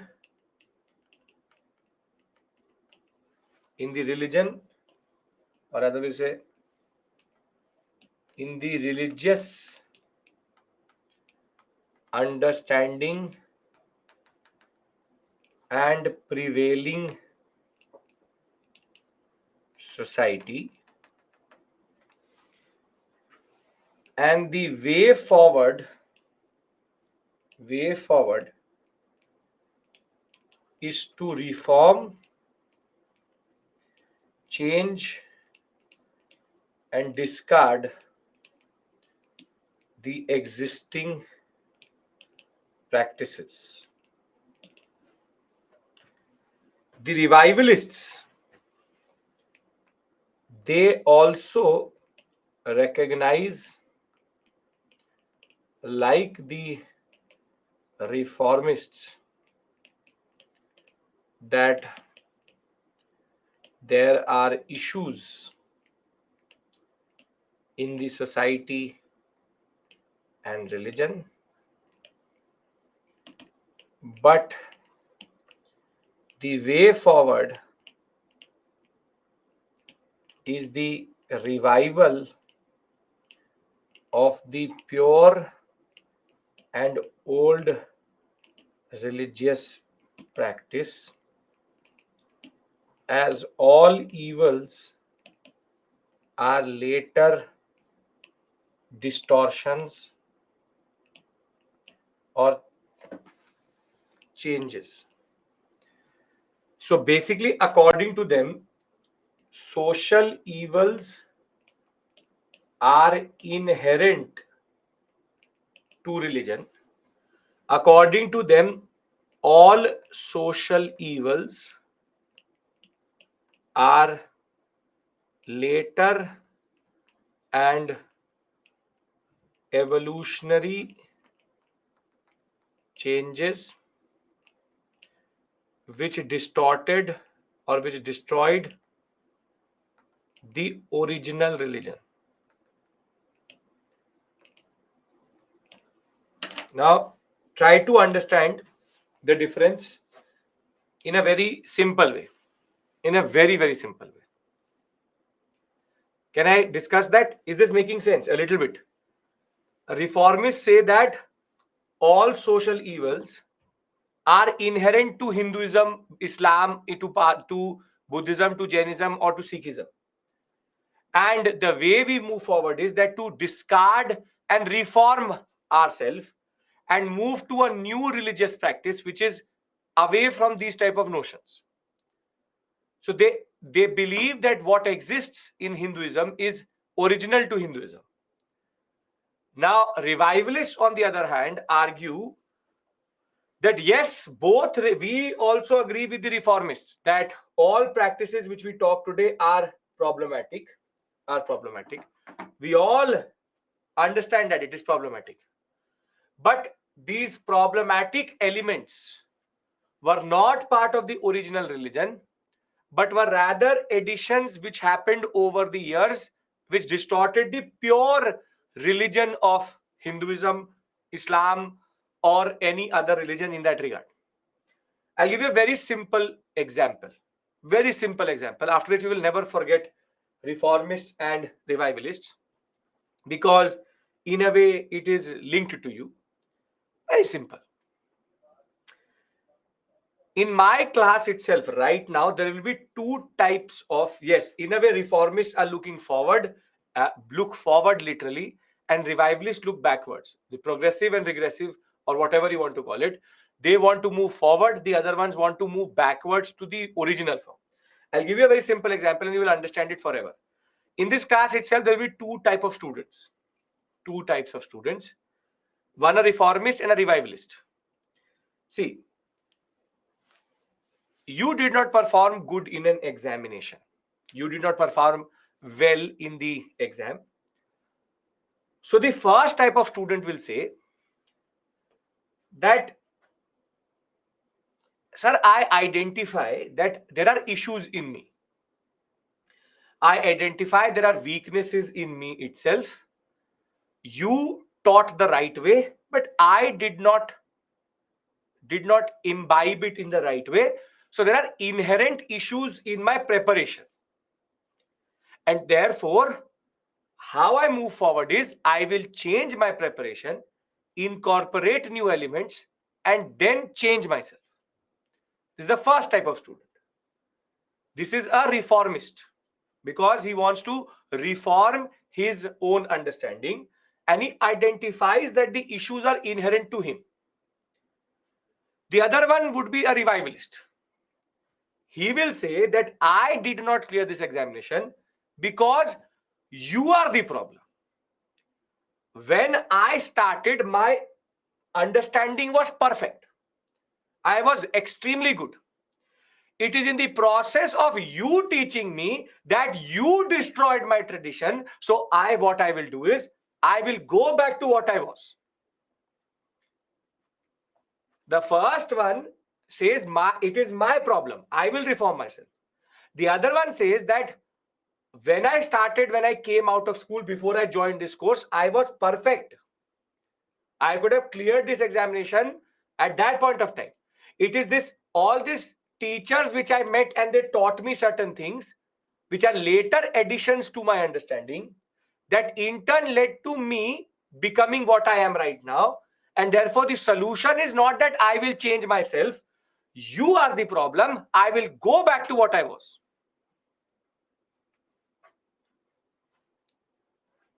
This is the inherent difference between reformists and revivalists. Reformists and revivalists both say the same thing, which is we need to change our religion.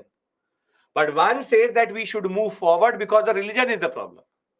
One says that we need to go backwards because the religion, as you see it right now, is not in the original form. So reformists are not in a judgmental way forward looking. and revivalists are backward looking. Backward in the sense they want to go to the past and they want to change the future. Is this making sense to you? Because this can be asked in the examination. What is the difference between a reformist and a revivalist? Not fully understanding. Then tell me, what is the issue? What is the issue? It's not that the revivalists say that caste is good. Are religious fundamentalists revivalists? No. No. Religious fundamentalists are a type of extreme form of fundamentalism and orthodoxy. Which is better? No one. Both are needed. Both are needed. See, very simple. The example was too difficult to understand, so I'll remove the example. A simple point is that how should I tell you? Simple point is that reformists say that Hinduism is inherently problematic. So we reform Hinduism, change its form. Revivalists say that what you see in 1800 as Hinduism is not Hinduism. What is real Hinduism is what existed in the Gupta period and or in the Vedic period. If we move back to the Vedic period understanding, we will automatically reform. So one is reforming by moving forward, the other one is reforming by moving backward. Reformist, revivalist, reform, revive. Getting my point? Is this making sense? Come on. It's not that difficult. So that we have merged and changed a lot of things over. Yes, what they say is that what has changed over the period is the problem. That caste system was not inherent to Vedic structures or Vedic Brahmanism. Now, your job is not to judge.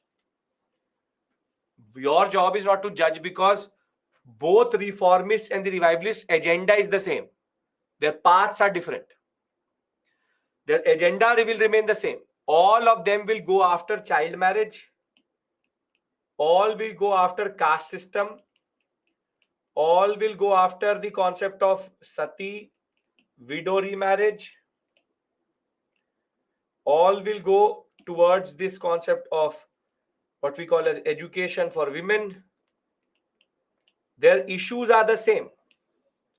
Their issues are same, but their path are different. The reformists will say that all of this is part of Hinduism inherently in its original packing. But the revivalists will say all of these are distortions which have happened over a year.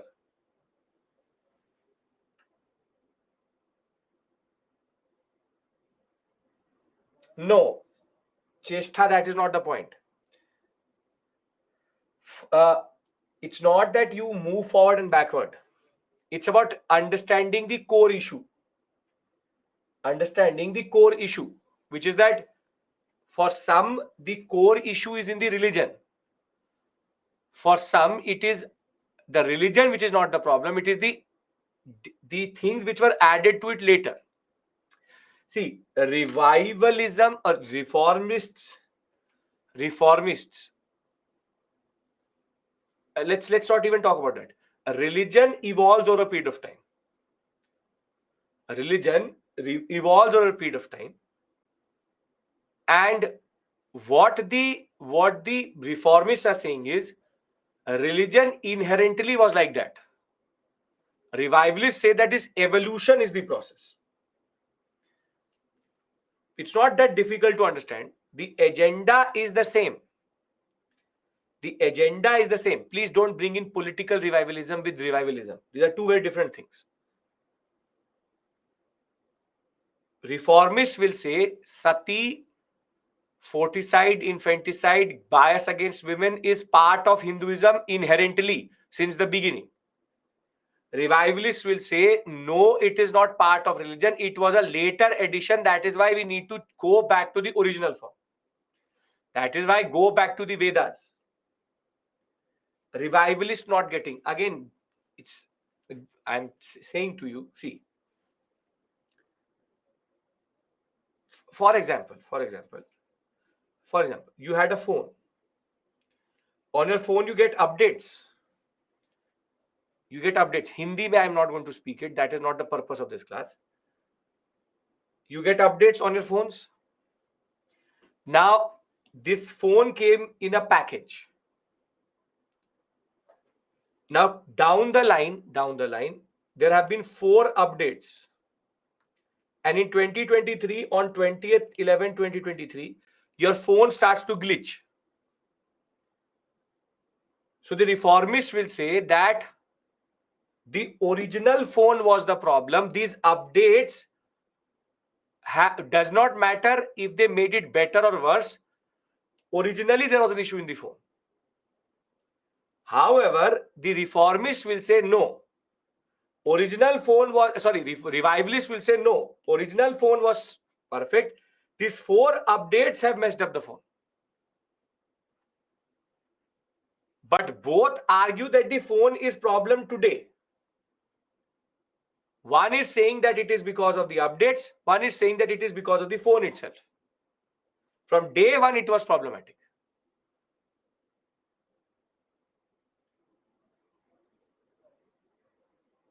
Yeah, moving back to old tradition and moving forward with the new traditions. That is the main difference. Is this making sense? I'm giving you random modern day examples to make it work. Can I talk about the reformists now? Is this clear? Are you clear about this? Dr. Ambedkar would not be reformist revivalist. He's a depressed class movement. That is all reformism only. In depressed class movement, there's no revivalism. See, prima facie, because see, it is basically not my job to judge anyone. According to me, both are totally correct in what they're saying, and both are needed. But there's an issue. When I will teach you ancient India, I will tell you that the revivalist agenda is a little bit dangerous, because Vedic Brahmanism was the original form of Hinduism which started in India, is much more orthodox than Puranic Hinduism which we follow today.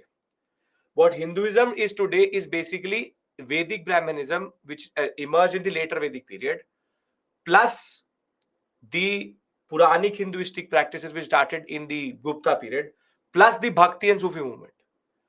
These two pluses actually changed Hinduism quite a lot, made it more open, more assimilatory, and more fluid. On the other hand, the original form of Hinduism, go back to the Vedas, Vedic based Hinduistic practices are a little bit more regressive than what we have at this point of time. But in a way, both are correct, because whilst there were good changes, there were bad changes also. Because sati, infanticide, foeticide, untouchability are also part of the evolution. So while there were good changes, there were bad changes also. So it's about going back to which point you want to go back to. So simply, your job in the examination is not to judge a revivalist or reformist. Your line of argument is going to be very straightforward, that the both want the same thing. Their paths are different, and both are necessary for India itself. Make sense? Yes, Mehak. Yes. Now makes sense. Whatever question can be made. Difference between these two. It's a different point of view. That's the basic point. It's a mains based area. You can get mains questions in which what is the difference between revivalist and reformist? That is the basic question which can come. No, that is again, Lakshmi, too judgmental of you. Reformists rely on reason, revivalists rely on tradition. That is not true. Because Raja Ram Mohan Roy also talked about Upanishads. Upanishads are part of the Vedas only. At one point of time, you will ask me, are we talking about a reformist? Because he will sound like a revivalist only. It's not. It's a very fine line between these two. That is why, for example, Swami Vivekanand falls in both categories. He's considered a reformist at 80%, but 20% is a revivalist also. So there's we have created these categories, but they don't put themselves in that category. Can I now talk about reformists? That is the first thing we have to do.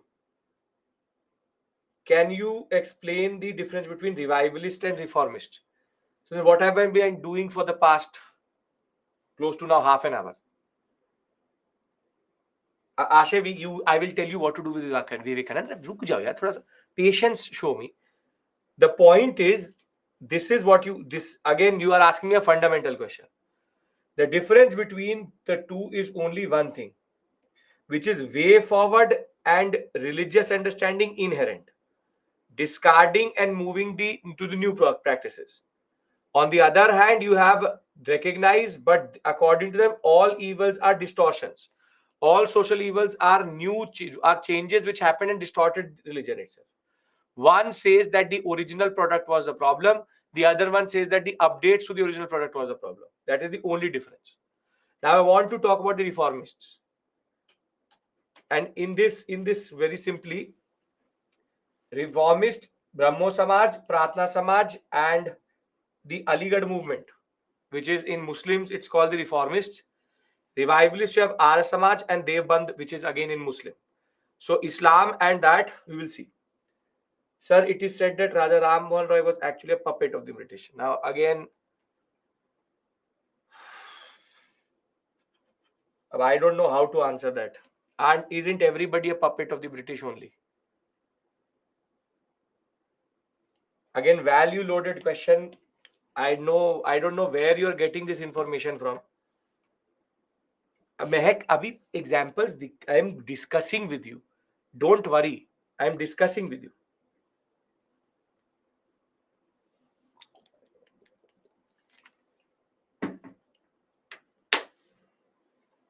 It's a 19th century thing. Can we talk about reformists? Every organization will be told to you. I have only explained to you two things till this point: early intervention and British psyche, and the difference between reformist and revivalist. So very simply, both want the same thing. Path is different. Original product is bad, is what reformists say. So we move forward. And revivalists say all updates to the original product is the problem. So they want to go back. That is it.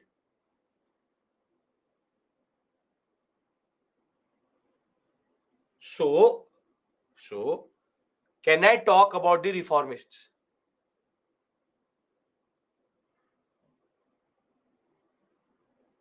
Okay. Now here you have a whole list of people, but two very big organizations are considered into it. One is called Brahmo Samaj and the other is called Prathana Samaj. And Ramakrishna Mission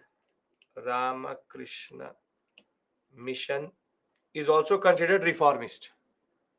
Along with that, we have multiple personalities. Raja Ram Mohan Roy, we have Devendranath Tagore and K.C. Sen here. We have M.G. Ranade and other Marathi important personalities. Ramakrishna Mission is going to be Ramakrishna Paramhans and Vivekanand. We have Ishwar Chandra Vidyasagar, we have Pandita Ramabai, we have Malabari, and we have Gopal Hari Lokhidwadi. So Gopal Deshmukh, or what we call as Lokhidwadi. So I will discuss them with you, and the agenda is to finish the reformists for sure. Every religion has what we call as reformists and revivalists. Be it Hinduism, be it Islam. Islam, it was Aligarh movement, Sayyid Ahmad Khan, and in Parsis also you have the Rush Goftar, which is basically developed by Dadabhai Naroji, and in Sikhism also you have the same thing. Every religion has a reformist trend. Every religion has a revivalist trend. Now let's talk about reformists and let's talk about the first major organization, which is Raja Ram Mohan Roy. Now, I have the backstory of Raja Ram Mohan Roy, but I want to discuss what is the Brahmo Samaj, because this is the most elaborate. Others are very straightforward. This is the most elaborate. The Raja Ram Mohan Roy, the Ram Roy, I will write RRMR, not RRR, but RRMR. Raja Ram Mohan Roy got the title Raja from Akbar II.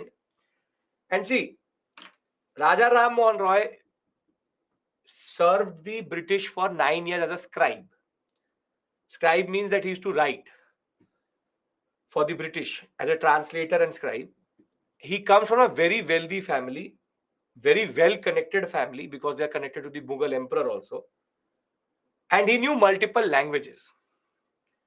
When it came to society, when it came to religion, when it came to philosophy, he was a very learned man. Knows Persian, knows English, knows Hindi, knows Sanskrit, understands Urdu, understands Persian, the even Hebrew he used to understand, which is the language of Judaist or Judaism or Jews. So he's a very learned man. And as always, being a product of English education, he wanted to go to the British to get employment. He got it also. But for 9 years, he served the British, but then he realized disillusionment with the British, which he saw under when he went to London to talk about the pension of Akbar II, which he saw a very dismissive attitude of the British also in that regard. So, in a way, Raja Ram Mohan Roy changes.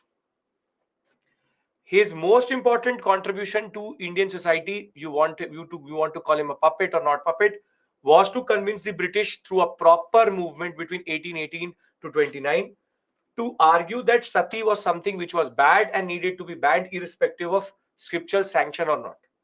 And Bentinck banning it in 1829 is directly linked to Raja Ram Mohan Roy's effort. But Raja Ram Mohan Roy is also linked to something very different in Bengal, which till today exists, and which is called as the concept of Brahmoism. Now, Raja Ram Mohan Roy started a body which is called the Atmiya Sabha. Atmiya means to be humanistic, humanistic Sabha. And in Atmiya Sabha, which never had a proper organizational structure, which never had a proper concept of a building and all,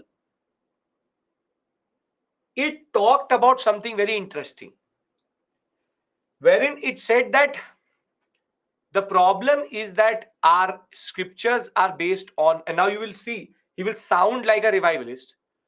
He argued that the scriptures, these texts which we use are problematic, the Vedas are problematic. And Brahmoism was based on the reading of what we call today as Vedanta or the Upanishads. See, Upanishads are called Vedanta because I will teach you in art and culture. Vedo ka ant Vedant.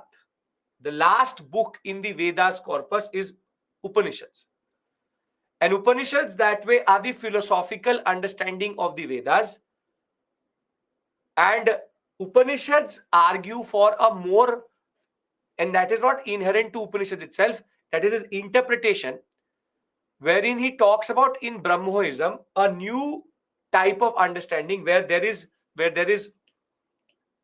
monotheism, which is one God. He talks about no idol worship. He also talks about the caste system being problematic. Discrimination should not be there. He develops a new understanding of Upanishadic concept, which is the Brahmoistic concept. They're not Nastic. Please don't call them Nastic, means atheists. They're not atheists. They have a formless God that is called Nirgun Bhakti. That's called Nirgun Bhakti. So it's a Nirgun formless form of God, but Vedantic philosophy or Upanishadic philosophy has been used to reform Hinduism, which has been used to change Hinduism into something more fluid, because Hinduism is inherently polytheistic, which is that you have multiple gods, multiple forms, multiple avatars. But here are saying there's a formless God, monotheistic God, idol worship should be stopped, and the practices should go away of division, of caste system, discrimination should be gone. And therefore, Atmiya Sabha was not very formalized, but Brahmoism generally is based on this concept that you have a society which is free of orthodoxy, and it is developed as a concept which is more important as a more open society. Now, he was he was he was basically getting influenced by multiple things, but his main thing is nirgun sapna, which is God, which is formless, no concept of divine avatars. We will purify Hinduism. Now you see, he's sounding like a revivalist, which is we will purify Hinduism, and we will have a society based on the Vedas and the Upanishads, but the Upanishad is the main symbol or main pillar itself. Now, understand this point, that he had by this point of time started to learn about Christianity, Sufism, Islam, and even the other religions which were across the world. And he himself comes from a family which is quite open in these ideas. Now, Brahmoism is not something path breaking, but at that point of time, he's giving an alternative vision. You can't say that it is based on Christianity or in Islam or on this or that, because it's an amalgamation of everything. So, what he said was that we take out the best part and reform Hinduism by now making it more open, which basically does not talk about sati, which talks about widow remarriage, which talks about education. But Atmiya Sabha never took off properly because it was a close circle within which Raja Ram Mohan Roy basically talked about these things. Now, Atmiya Sabha will, after a point existing after 5-6 years, will basically be disbanded. And Raja Ram Mohan Roy, before he will go to London and where he will die, he started a organization called Brahmo Samaj, based on Brahmoism. Brahmo Samaj, in a way, embodied his understanding. And with Brahmo Samaj came a person called Debendranath Tagore. This is the father of Rabindranath Tagore. Debendranath Tagore had his own body which is called Tattva Bodhini Sabha. And Debendranath Tagore really hated the missionaries, because the missionaries were converting people and were criticizing Hindu culture and Indian culture quite a lot. But the problem with Debendranath Tagore is that as much as he is very open to Brahmoism, he has a conservative streak, which will come out very soon. So once Atmiya Sabha will be started, this is by Raja Ram Mohan Roy. Thereafter, this will also be started by Raja Ram Mohan Roy. But once Raja Ram Mohan Roy will die, Debendranath Tagore is going to become the next Acharya or Guru of Brahmo Samaj. And he will now basically spread Brahmoism across Bengal. It will become very common. But still that spirit was not there. And then he will come in contact with a person called Kesab Chandra Sen. K.C. Sen. Kesab Chandra Sen is a Brahmo Samaj member, but he's very radical. He's very radical. He will spread Brahmoism to the Bangladesh sector. He will take it to Bombay. But the problem with with K.C. Sen is that he is too radical for Rabindranath Tagore. Because what he will start to advocate is intercaste marriages. He will start to say that let us burn the sacred thread, which is the Geneva, which the Brahmins of the upper three Varnas wear. Atmiya Samaj started disbanded. Brahmo Samaj proper organization starts under Raja Ram Mohan Roy. Debendranath Tagore gives its form. Debendranath Tagore then adds Kesab Chandra Sen to the second most important position. And now Kesab Chandra Sen becomes too radical for Debendranath Tagore. Too radical for Debendranath Tagore. By 1860, Debendranath Tagore started to hate Kesab Chandra Sen because Kesab Chandra Sen was talking about too radical things. And this is what I told you. Debendranath Tagore that way is a little bit conservative. And now when Kesab Chandra Sen is going to steer Brahmo Samaj into directions which it was not meant to under Debendranath Tagore, the Brahmo Samaj will split. The Brahmo Samaj will split. One faction will go with K.C. Sen and the other faction will go with Debendranath Tagore. What is meant by radical and conservative?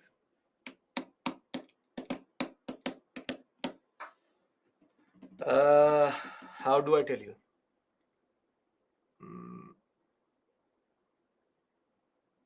India lost the match. So now there will be a conservative faction which will say everything is fine, nothing needs to change. That will be called status quoist conservatives. And there will be a faction which will say everything needs to change, the team needs to change, the way we play needs to change. They are called radicals. Radicals are the people who want change, quick change, very major change. And conservatives are people who want status quo, who want to preserve the society as it is, don't want too much change.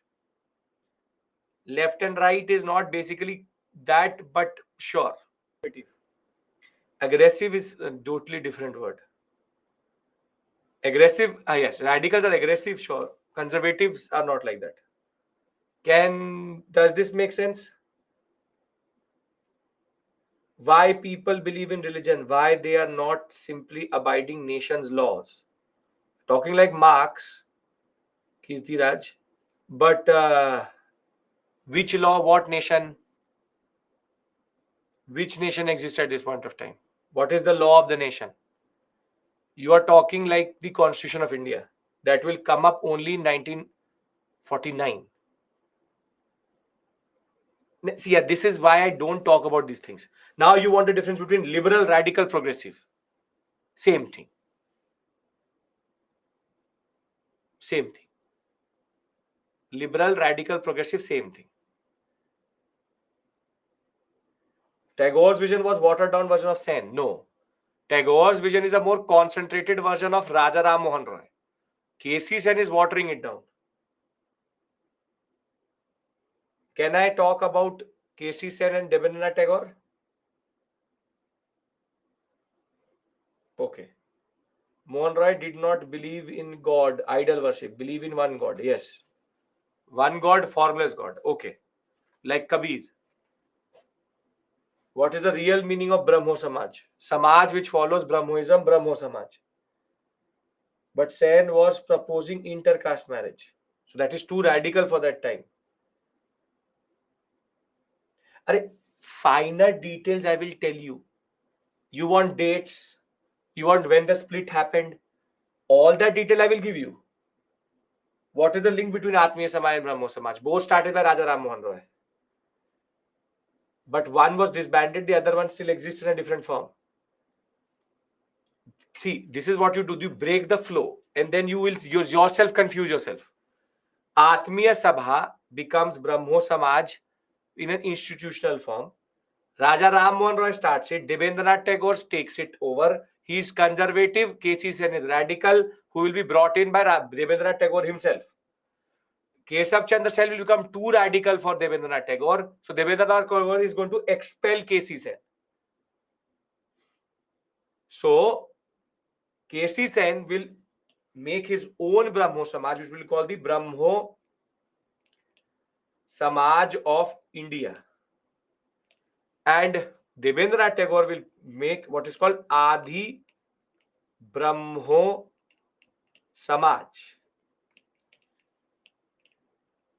Adi Brahmo Samaj will keep on targeting the missionaries, will become very conservative, and with the death of Debendranath Tagore, it will cease to exist. Keshav Chandra Sen will take Brahmo Samaj of India forward, but he will turn out to be the biggest hypocrite. He will turn out to be the biggest hypocrite because whilst he argued that there should be no child marriage, he will start to talk about himself in godly fashion and will marry his daughter, child daughter, to the Raja of Kuch Bihar. So he will turn out to be the biggest hypocrite that he did he did the opposite of what he was advocating. And over that issue, the Brahmo Samaj of India will split into two. One, the Brahmo Samaj of India KC Sen, under KC Sen, the original organization. But over a period of time, this will basically become redundant. And till today, Brahmo Samaj exists in the form of Sadharan Brahmo Samaj. This is the only organization which has splits and concepts. To make it very simple for you, Atmiya Sabha becomes Brahmo Samaj. Brahmo Samaj becomes Adi Brahmo Samaj and Brahmo Samaj of India. And Samaj of India. And this will later become debunked. This will further split up into Brahmo Samaj of India and Sadharan Brahmo Samaj.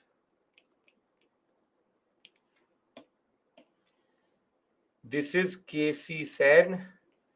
This is Debendranath Tagore. This is Raja Ram Mohan Roy. This is Raja Ram Mohan Roy. This is K.C. Sen. This is the only body which exists today. This was disbanded over a period of time. After K.C. Sen's death, this will become useless. After Debendranath Tagore's death, this will become useless.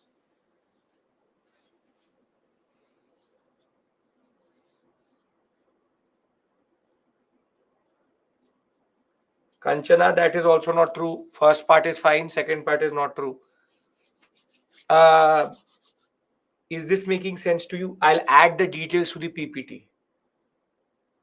What basically need to remember for long in this? You have to remember this concept. Wherein how there is an evolution. Brahmo Samaj is still called Brahmo Samaj. There's not Brahma Samaj. Now let's add the details. Raja Ram Mohan Roy, born in 1772, exactly when Hastings comes to India. His follower was the follower of Chaitanya Mahaprabhu, which is nothing but a bhakti saint. Mother was a devotee of Shakti. Was coming from an elite Persian Hindu family, which is basically related to the courts of Nawabs and the British Emperor, of the Mughal Emperor. He knew Sanskrit, Arabic, English, French, Latin, Greek, and Hebrew. That is why he got employment also. Worked as a private banker and then for the East India Company for 9 years. Understood the issue of colonial government. left for England in 1830. In 33, he will die in England, and after him, it will be Devendranath Tagore who will take it forward.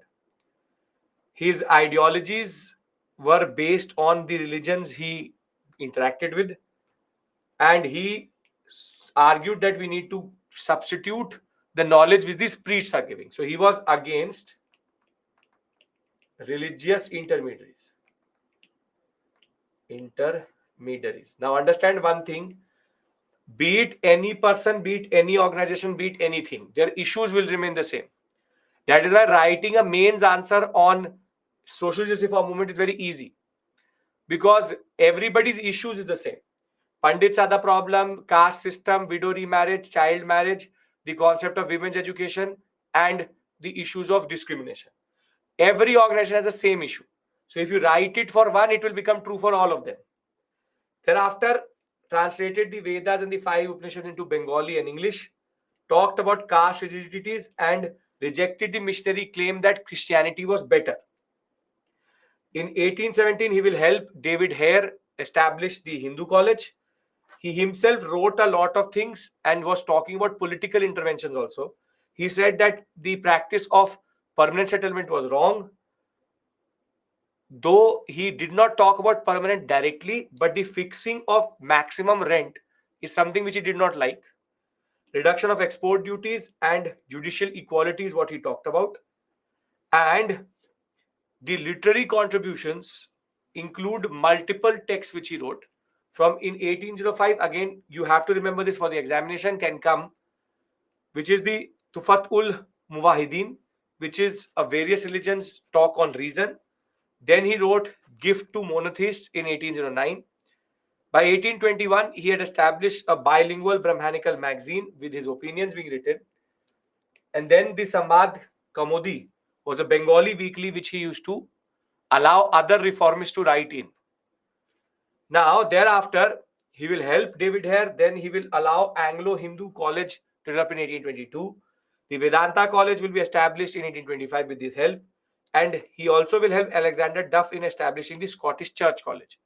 So wherever it was an English institution, he was extremely helpful in establishing these English institutions in India, English language based institutions of Western education. Now, the first organization he will come up with is called the Atmiya Sabha, 1815. Friendly, it's called the Friendly Association. First attempt to establish an organizational base that will not come up. Private informal society.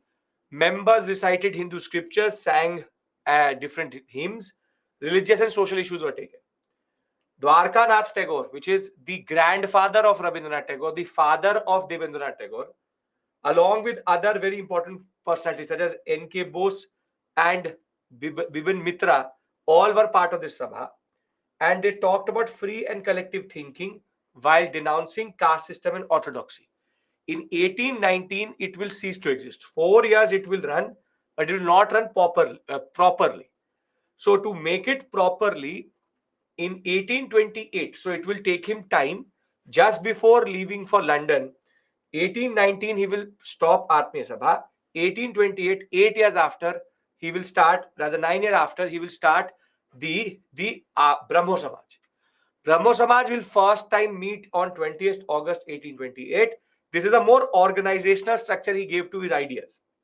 And they were mostly Bengali Brahmins, which tells us why Devendranath Tagore was a little bit more conservative than he should have been. And till 1830, it will have no formal membership or proper membership.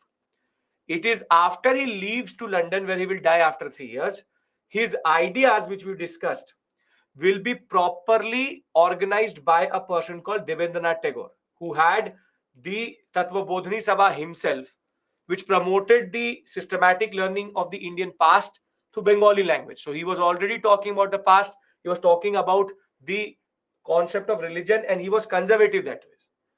So after Roy's death, Debendranath Tagore is going to become the head of Brahmo Samaj, and he will then argue that the Vedic scriptures were infallible. This is the problem.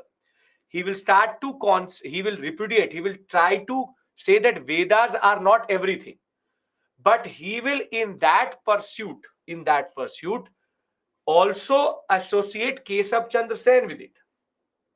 And when Kesab Chandra Sen will come in, who was already related to the Sangat Sabha itself, he will become too radical and he will start to argue we should destroy the caste system, we should go for intercaste marriages. He will talk about burning the sacred thread which the first three Varnas use.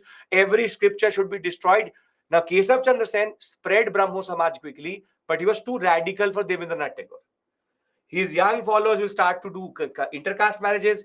They will also sponsor intercaste widow remarriages, and therefore this was making the conservative faction Devendranath Tagore by 64 very, very uncomfortable. And that is why in 1865 there will be a split. Kesab Chandra Sen and A.M. Bose will establish Brahmo Samaj of India in 1866. What will remain is the Adi Brahmo Samaj. The Adi Brahmo Samaj thereafter will remain under Devendranath Tagore. And whilst between 1868 and 72, the Samaj was becoming bigger and bigger and bigger. But Kesab Chandra Sen was becoming a problem for Devendranath Tagore. And that is why Devendranath Tagore will expel Kesab Chandra Sen, and that will lead to the first split. Now, later, because Kesab Chandra Sen himself started to argue that I am God myself, and he will basically marry his daughter to Raja Kuch Bihar, and that to a minor daughter, there will be the next split in which the Sadharan Brahmo Samaj will come, and the Brahmo Samaj of India will slowly fade away. The Sadharan Brahmo Samaj still today works to basically do the same concepts of Brahmoism, Das ashrams, and it is operating in India and England both, and basically talks about formless God with no discrimination till today. Now, what do you do with this information? Let me tell you that. Let me tell you that. What do you do with this information? One second. Let me find one blank slide. See, you do with this information the following things. Is everybody following? See, there is enough detail given in the PPT. So you should not think that I'm not going to give you details. I first need to understand, I first want you to understand what is their basic philosophy. Because if you understand basic philosophy, then these smaller things are formalities. Now, what I want from you is that this should have been done by you, but there are trust issues. So I'm doing it for you myself.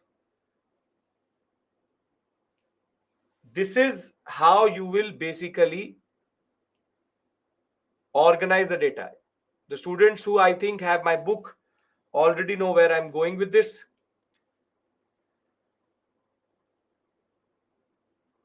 Because I've already done that in my book itself. So, organization, founder, ideology, remarks. Now, what you have to do very simply is Atmiya Sabha, founder Raja Ram Mohan Roy, ideology, no caste discrimination and Vedic and Upanishadic philosophy. Operated between 1815 and 1819. Disbanded, not properly organized. This is the smart way to make notes. Then you have Brahmo Samaj, Adi Brahmo Samaj,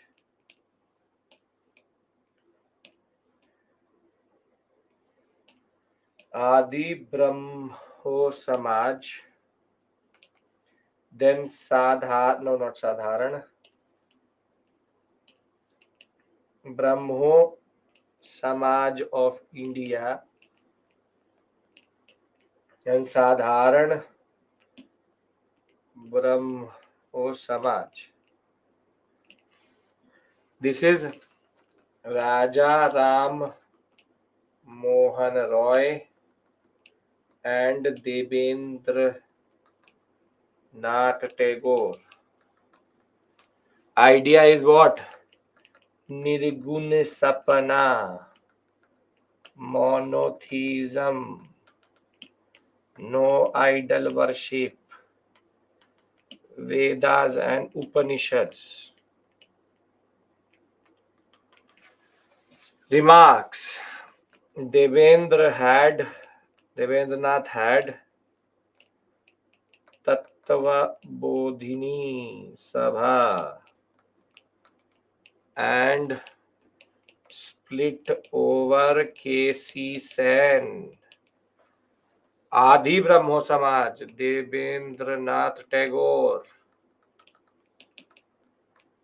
Keshav Chandra Sen dash dash means we have no one person. आदि ब्रह्मो समाज criticize missionaries, conservative, disbanded after death of Tagore, radical intercaste marriage, widow and child marriage, support, oppose. KC Sen turns out to be hypocrite, marries daughter to Raja Kuch Bihar, minor, split out of KC Sen, takes Brahmoism forward, exists till today. What is hypocrite? I give you a lecture on not eating ice cream. As soon as I finish that lecture, I eat ice cream. That's called hypocrite. Years of formation. If you are extremely interested, you can write it down. I am not. But that is immaterial here. It will be 1815, 1828, 1865, 1866, 18. This was what? When was the last split? 90s it will be. 78.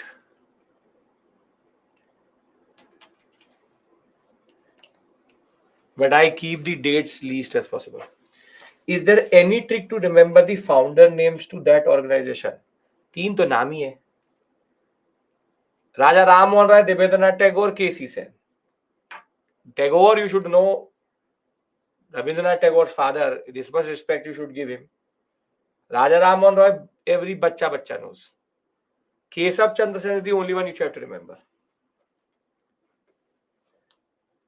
Danes were interested in missionary activities. Then why they built Serampore College? Because they established themselves in Serampore. So their missionary school came in Serampore College. This is literally making notes for you. This should have been your task, but I am doing it.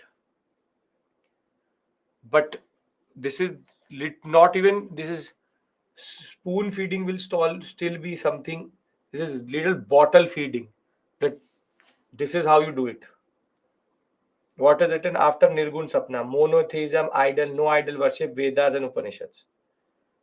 Why movement start in 19th century? Education policy takes time to impact. Can I talk about another organization other than the Brahmo Samaj? And you get it what you have to do with this information. But now I have a very important question to ask you. Sen opposed child marriage, then why he made child to marriage? That is called being hypocrite. That is why people stop believing in him. What is exactly DNT's contribution? Devendranath Tagore, DNT. The contribution of DNT is that he took Brahmo Samaj forward. Sadharan Brahmo Samaj, there is no one person as the founder. Now, very important question. Can you do this yourself after this point?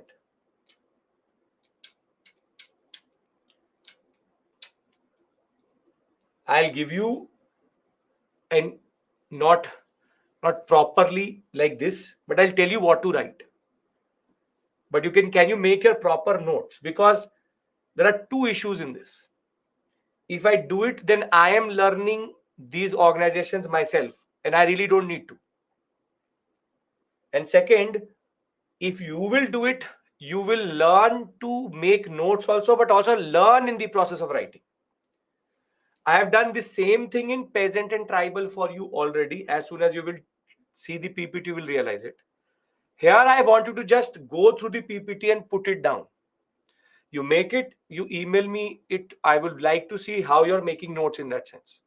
So I encourage anybody who is going to make it to send it to me, if and I would be interested in seeing it. Though I only always get 10 to 15. The other one says, "ठीक है, बना लेंगे. Who are you to show? Why should we show it to you?" That is a separate issue altogether. But why not? 10, 15 who are diligent enough, disciplined enough will at least send it. But sir, you are making it because it is revising. मेरे पास और भी तरीके revise करने के. Don't worry. You want me to make it, I know. But this is the problem. I'll make it. Not rocket science. But if you make it, it will help you more. नहीं, what else is to make? Deepshika, there's a lot to make. The worst organization only. अभी बहुत है. So I'll give you the points which you need to write. If you will not make it, that is a trust issue है ना इधर. There's trust issues. Because half of you will say, "Sir did not make it. What's the point?" Yeah. If you can, okay. If you cannot, I will give you basic points for sure. I can revise in a better way. This is not the only way of revision. Now, the next organization, will you suggest changes? If Aditi, I think that you're making it in a confusing way, I'll tell you also. Don't worry. I always reply to students when it comes to these things. If you're basically putting in the effort, why not? Now,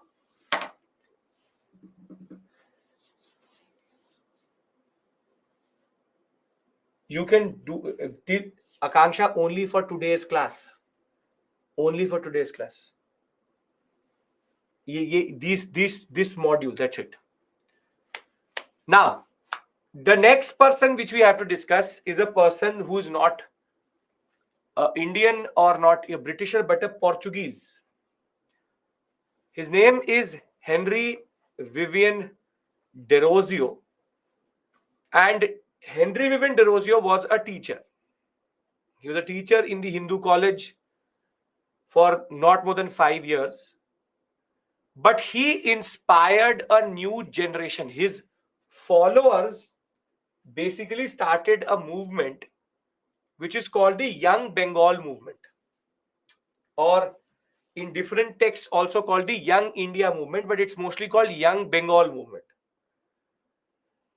Now, Derosians, as they're called, the students who followed Derosio, they were inspired by Derosio's understanding of British colonialism.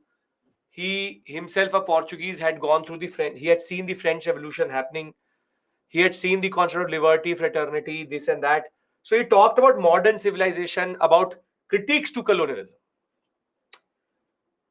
See, whilst Derosians are very, very good in arguing against colonialism,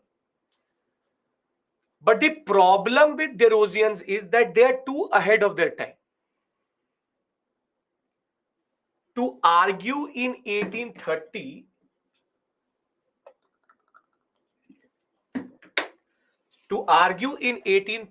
about the inequality or unequal relationship between Britain and India, or to argue, for example, about freedom, fraternity, it was too radical for that time. And that is why, though Derosians were very good in writing texts, a lot of different magazines were written, they were never fully prescribed by anybody. People were scared about the radical ideas and they were considered too radical generally for their period.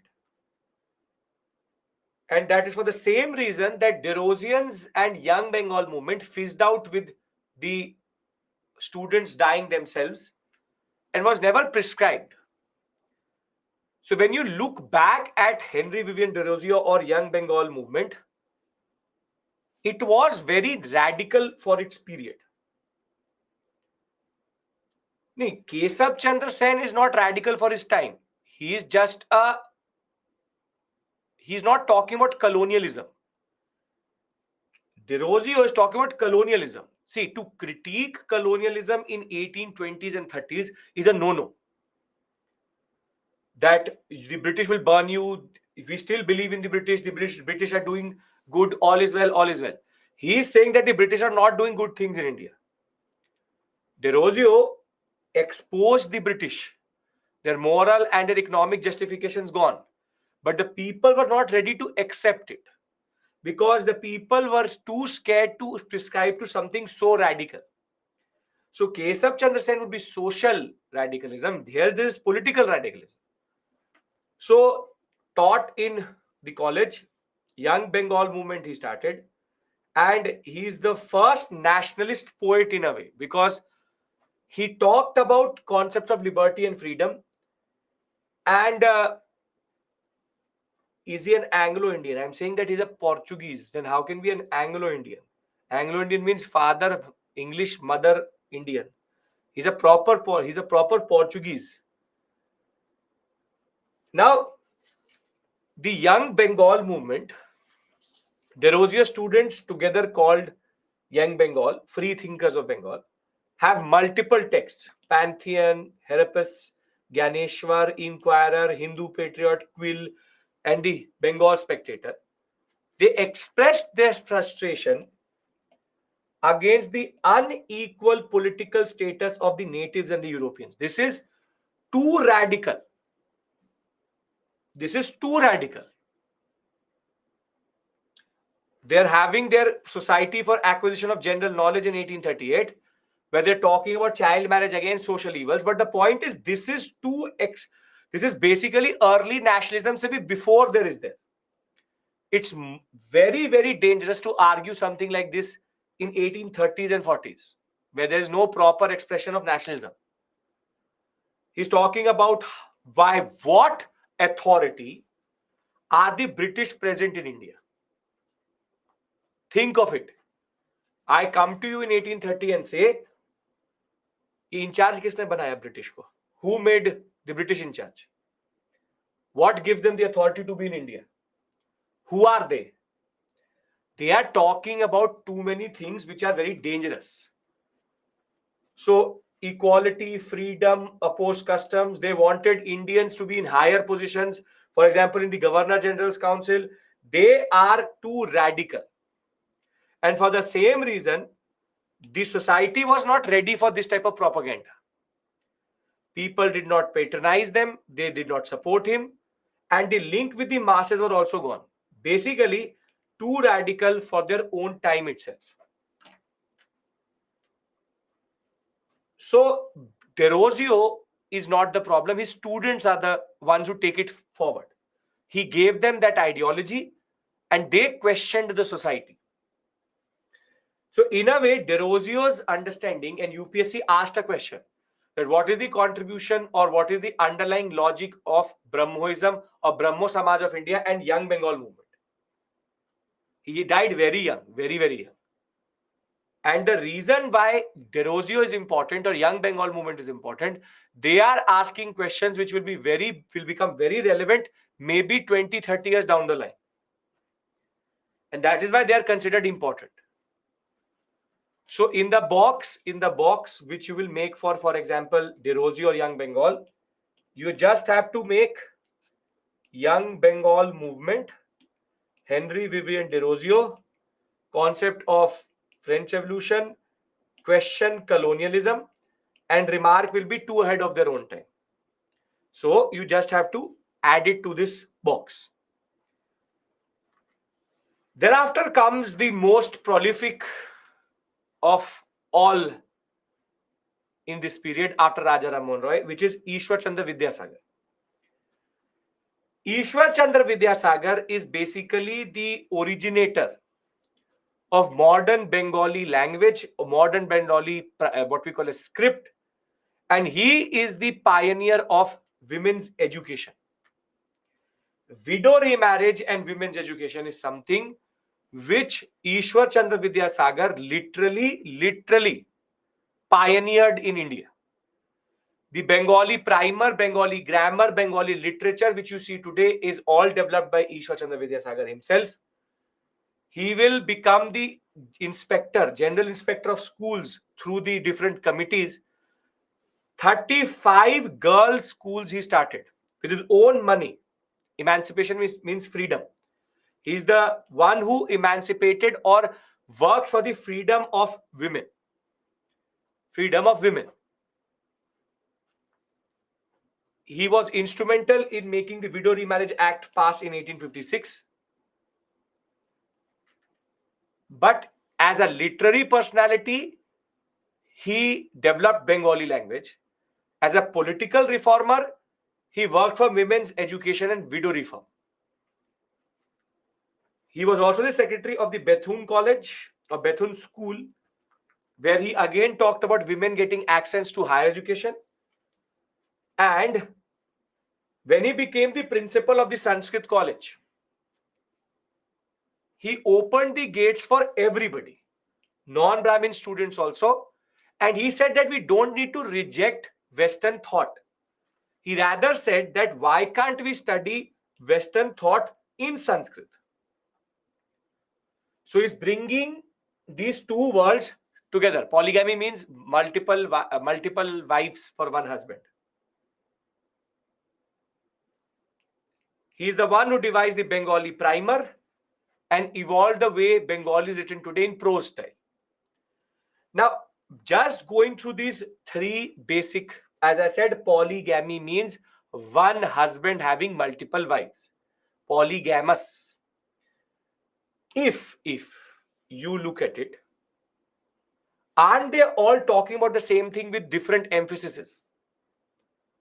They all are talking about caste discrimination. They all are talking about widow remarriage. They're all talking about child education or children's education. They're all talking about the way the Indian society needs to go forward. So please understand one thing, that if in the examination, for example, a random organization comes, the Abhishek Sabha, and if you write these basic points, won't it more or less be what the organization would be about? So basically, if you make a generic answer, widow remarriage, this, that, except for the ones which you know are revivalists, then you can bet on it that most probably you don't have to leave the question. And what I'm trying to tell you is that there's a set answer for all these organizations. Set answer for all these organizations. The name is changing, but their emphasis isn't. So, very simply, again, when you are going to add to the list, remember in the box, now that this part is going to be empty. There's no organization which Ishwar Chandra Vidyasagar started. So in the box, you will not have Ishwar Chandra Vidyasagar. It will be Ishwar Chandra Vidyasagar. Ishwar Chandra Vidyasagar. Talk about two things for sure about him: child education, women's education, and widow remarriage. And in the remarks, write Bengali primer, the originator of Bengal, a Bengali language and Bengali grammar. And you can add caste, women, education, and widow. Basically, pick up the basic points from here. Primer is basically the way a teacher teaches you is the teacher studies the primer. So the teacher studies the primer and teaches you. How caste? Because he has opened the school of the Sanskrit college for non-Brahmins, which was in itself very radical for his own time. Right? Ideology: liberalism, modernity, social reformer, educationist, against sati, child marriage, Kuleen marriages, which is basically polygamy, and strongly opposed caste distinctions and against lower caste. Still on certain primer. Uh, you if you learn a language, your teacher was not born with that language. For example, you want to learn French. So if I'm teaching you French, I'm not a French. So I will read a book which is called a primer, which will give me the tips to teach you French. So Bengali language till today is taught in schools with a primer which Ishwar Chandra Vidyasagar developed. Primer is the first book a teacher reads to teach you. It's a grammar book, if you want to say. Now, after this comes Prathana Samaj. Now, this is a very interesting one. Prathana Samaj, what we write in remarks column, you can write any of the fact that he was Bethune College related, he was Sanskrit College president, he opened this and that. Any detail which you want. It is on you how much detail you want to add. Now, Prathana Samaj is very interesting. It will be developed by two brothers, but you will find only one brother's name mostly. Dadoba Tarkhandar and Atmaram Pandurang are the ones who actually developed this organization. But it is not known for because of them, but because of two very important personalities. There are three. Ramakrishna Gopal Bhandarkar, Narayan Chandavarkar, and M.G. Ranade. M.G. Ranade at this point of time, Mahadev Govind Ranade was the foremost Indian thinker and the only one during his period to become a judge in the British system. His Justice M.G. Ranade, a pioneer and a scholar beyond exception.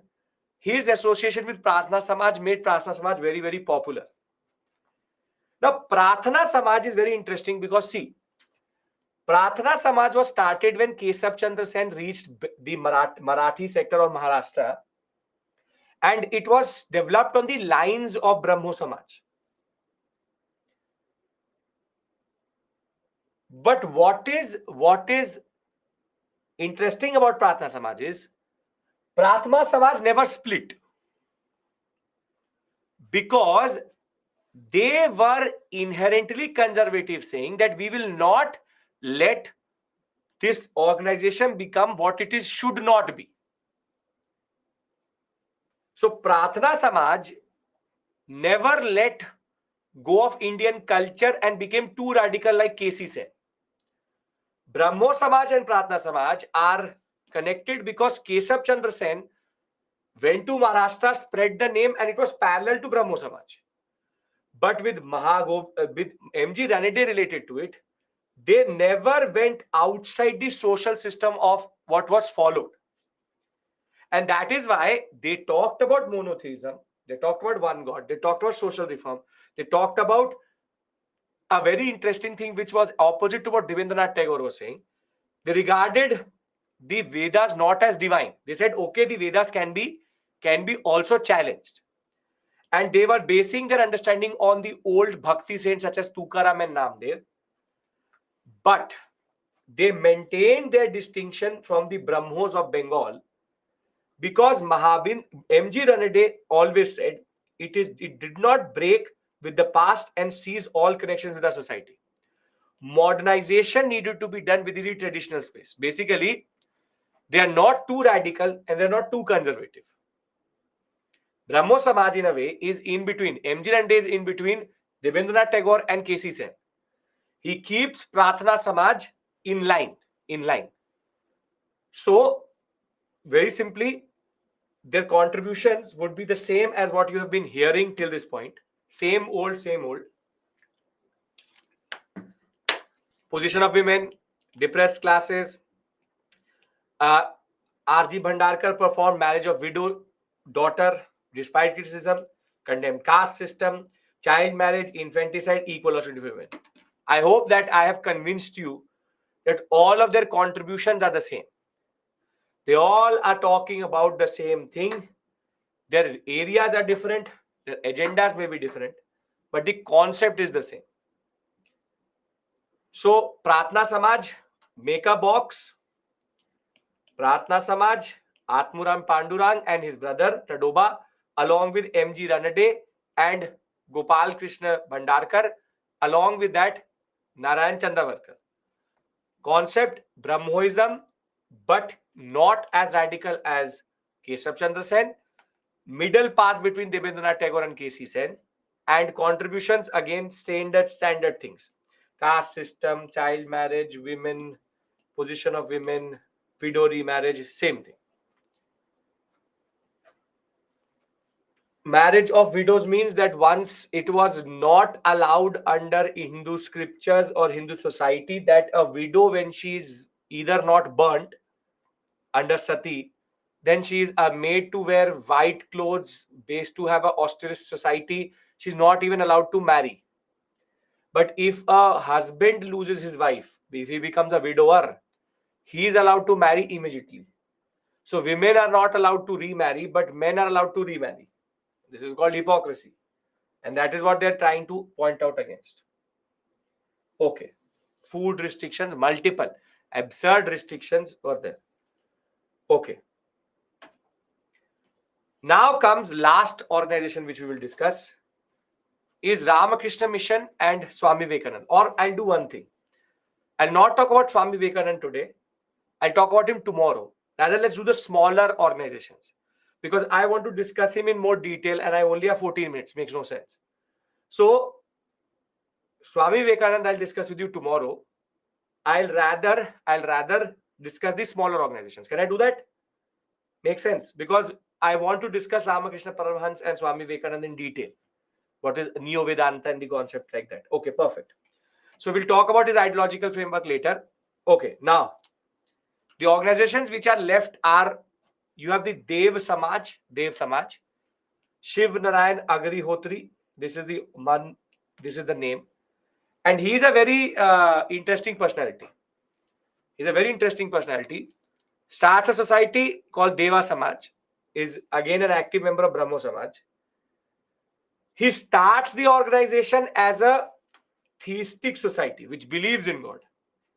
And by the time he starts to advocate it to the people, he becomes atheistic, does not believe in God. And he will start to emphasize on ethical conduct, that we should conduct ourselves in the right way. So he starts as a believer of God, but then by looking at the people, he starts not believing in God. And then he talks about the guru being important, good action being important, soul should be purified. But again, that when he talks about soul, he's again talking about God in a way. And he will talk about not taking bribes, avoiding intoxicants, non-vegetarian food should be avoided, observing non-violence. And he will make this all in Deva Shastra. Box, Deva Samaj, Shiv Narayan Agnihotri, theistic initially, atheistic later, ethical conduct, good conduct. Deva Shastra. Simple. Thereafter, I told you this is how we are going to engage with this area. I am not going to do a thesis on anybody. I, as it is, just want to tell you the organizations. You have to make the tables, and our job is done. We don't have to do a thesis on anyone or anything. I hope you are following the instruction here. Now comes Indian Social Conference. This is M.G. Ranade and Raghunath Rao. And for the love of God, this is not the Raghunath Rao who was related to the Anglo-Maratha Wars. There can be two people with the same name over different period of time. Because you will say, then how did Raghunath Rao become the part of the INC? He was not related to the INC.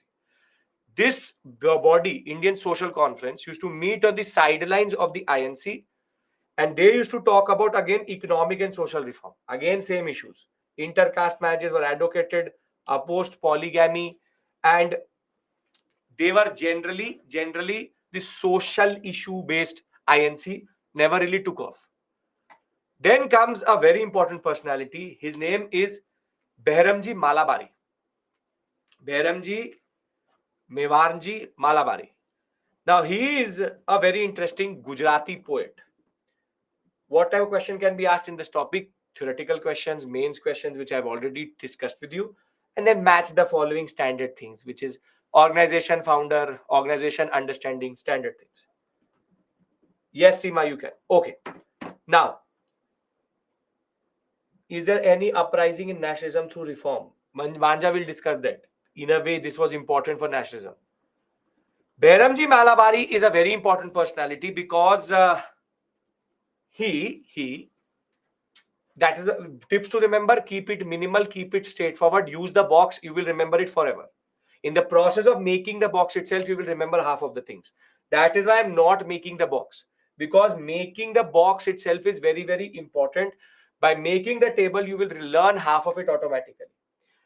Behramji Malabari is a person who is basically the pioneer of Gujarati literature. Now, there are three things which Behramji Malabari did.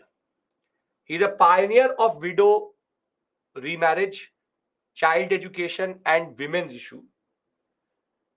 But he was the one who said that child marriage should be opposed properly. And though he was never the one who took the reform forward, he wrote about it quite a lot and basically became like a medium. Whatever the reformers were saying, he was writing in his texts, and that was transferred to the English.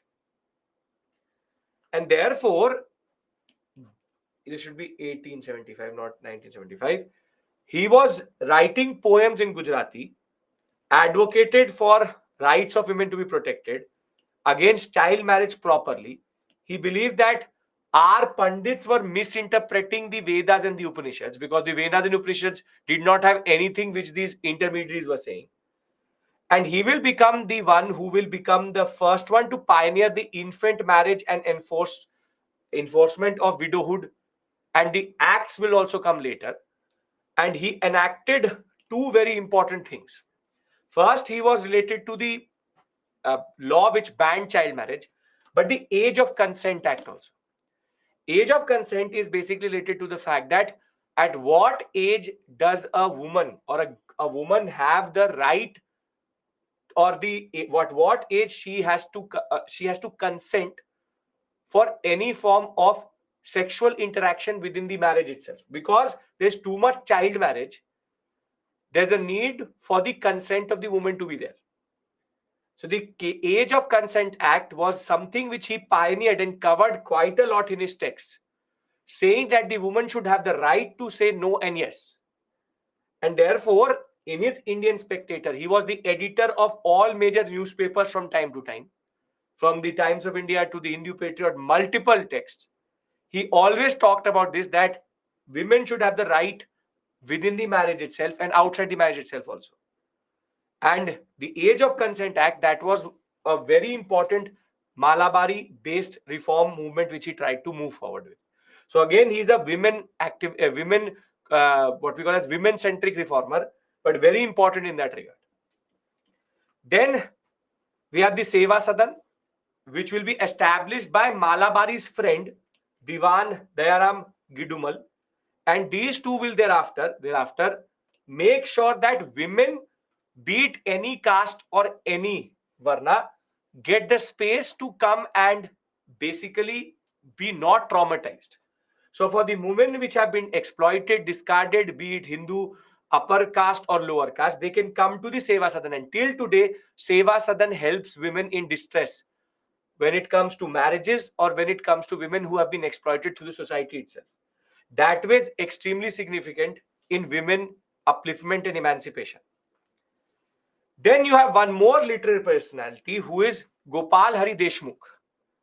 He was called with because of his way he used to write Lok Hitvadi, which is that he used to talk about the hit of the people, goodness of the other people.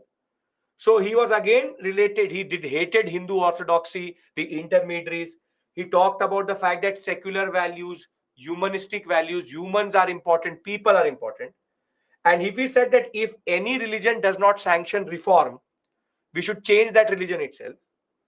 And he will be born into a Brahmin family, studying in English education school. But his main contribution will be his weeklies and his newspapers. You have Hitechu, which he used to write and talk about social reform. He will also be then later the one who will prescribe for what we call as the famous 100 letters he will write in Marathi as a way of reform in what is called the Prabhakar between 1848 and 50. And all of these letters talked about, these were letters, open letters to the British about social reform. Again, their names will go into the box, their organizations or their, so for example, the Seva Sadan or the Deva Sadan or the Hitechu, this will go into remarks. And very simply, you just have to remember the basic facts related to them. Because in the examination, they are asking the match the following type questions. The last person we discussed today, before we break for tomorrow and discuss Swami Vivekanand, is a woman who was a pioneer in herself and unfortunately the only women reformer in this whole concept. It is a weekly newspaper. Pandita Ramabai, remember Ramabai, Pandita Ramabai Saraswati and Ramabai Ranade are different. MG Ranade's wife was also called Ramabai, but she was called Ramabai Ranade. And Pandita Ramabai is a woman reformer and education specialist. We'll talk revivalist tomorrow. Yes, we'll talk about RS Samaj. That is the only main one. Now, studied Hindu scriptures quite a lot. We'll talk about Parsi reform also. We'll talk about Muslim reform also. We'll talk about Sikh reform also. All for tomorrow. Zoroastrianism is Parsi reform. Now, when she was known, born into Chitwaman Brahmin family. At a very early age, she started to learn the Vedas and the Upanishads and was married at a very young age. And her husband died. And thereafter, she became an independent woman who used to basically be, this box is the same thing written twice. So she was a social reformer who worked for education of women and emancipation. She got this title Pandita in 1878 from the Calcutta University for the level of understanding she had of Sanskrit scripture. She will be the one who will find the Arya Mahila Samaj, which till today promotes women education and stops child marriage.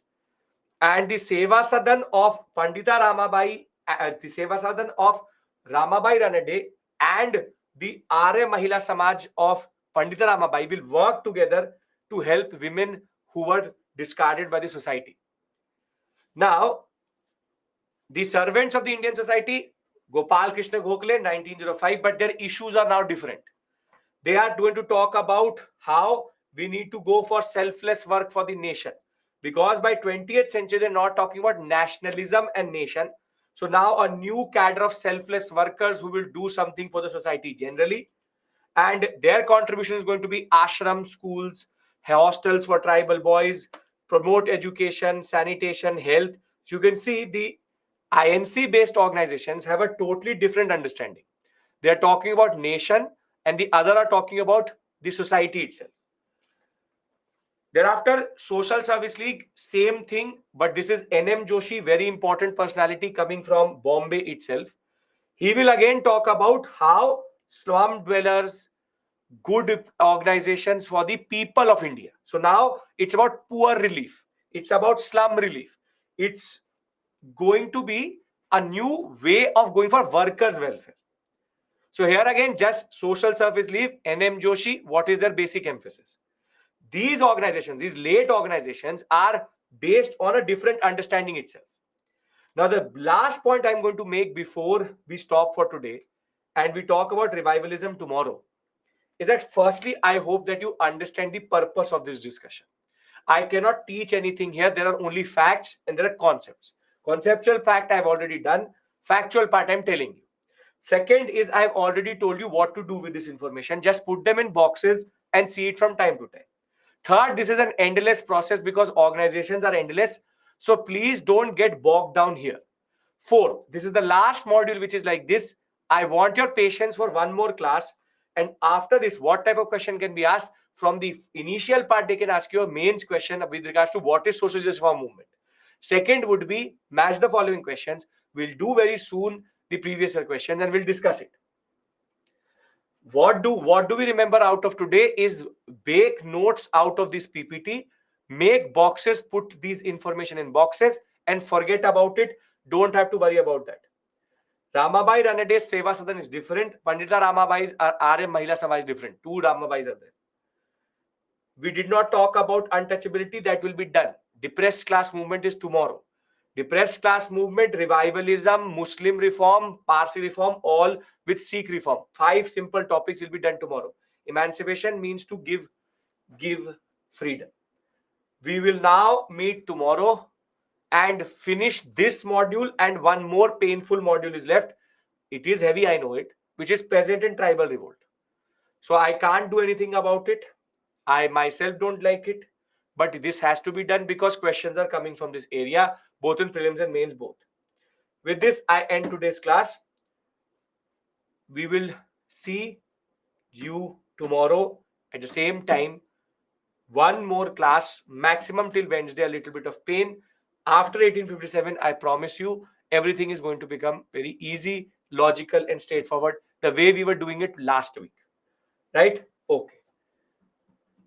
I will check your mails. I have 50 emails waiting for me. So I will answer them in a systematic way as they're coming to me. So I will answer. Don't worry. Thank you. Take care.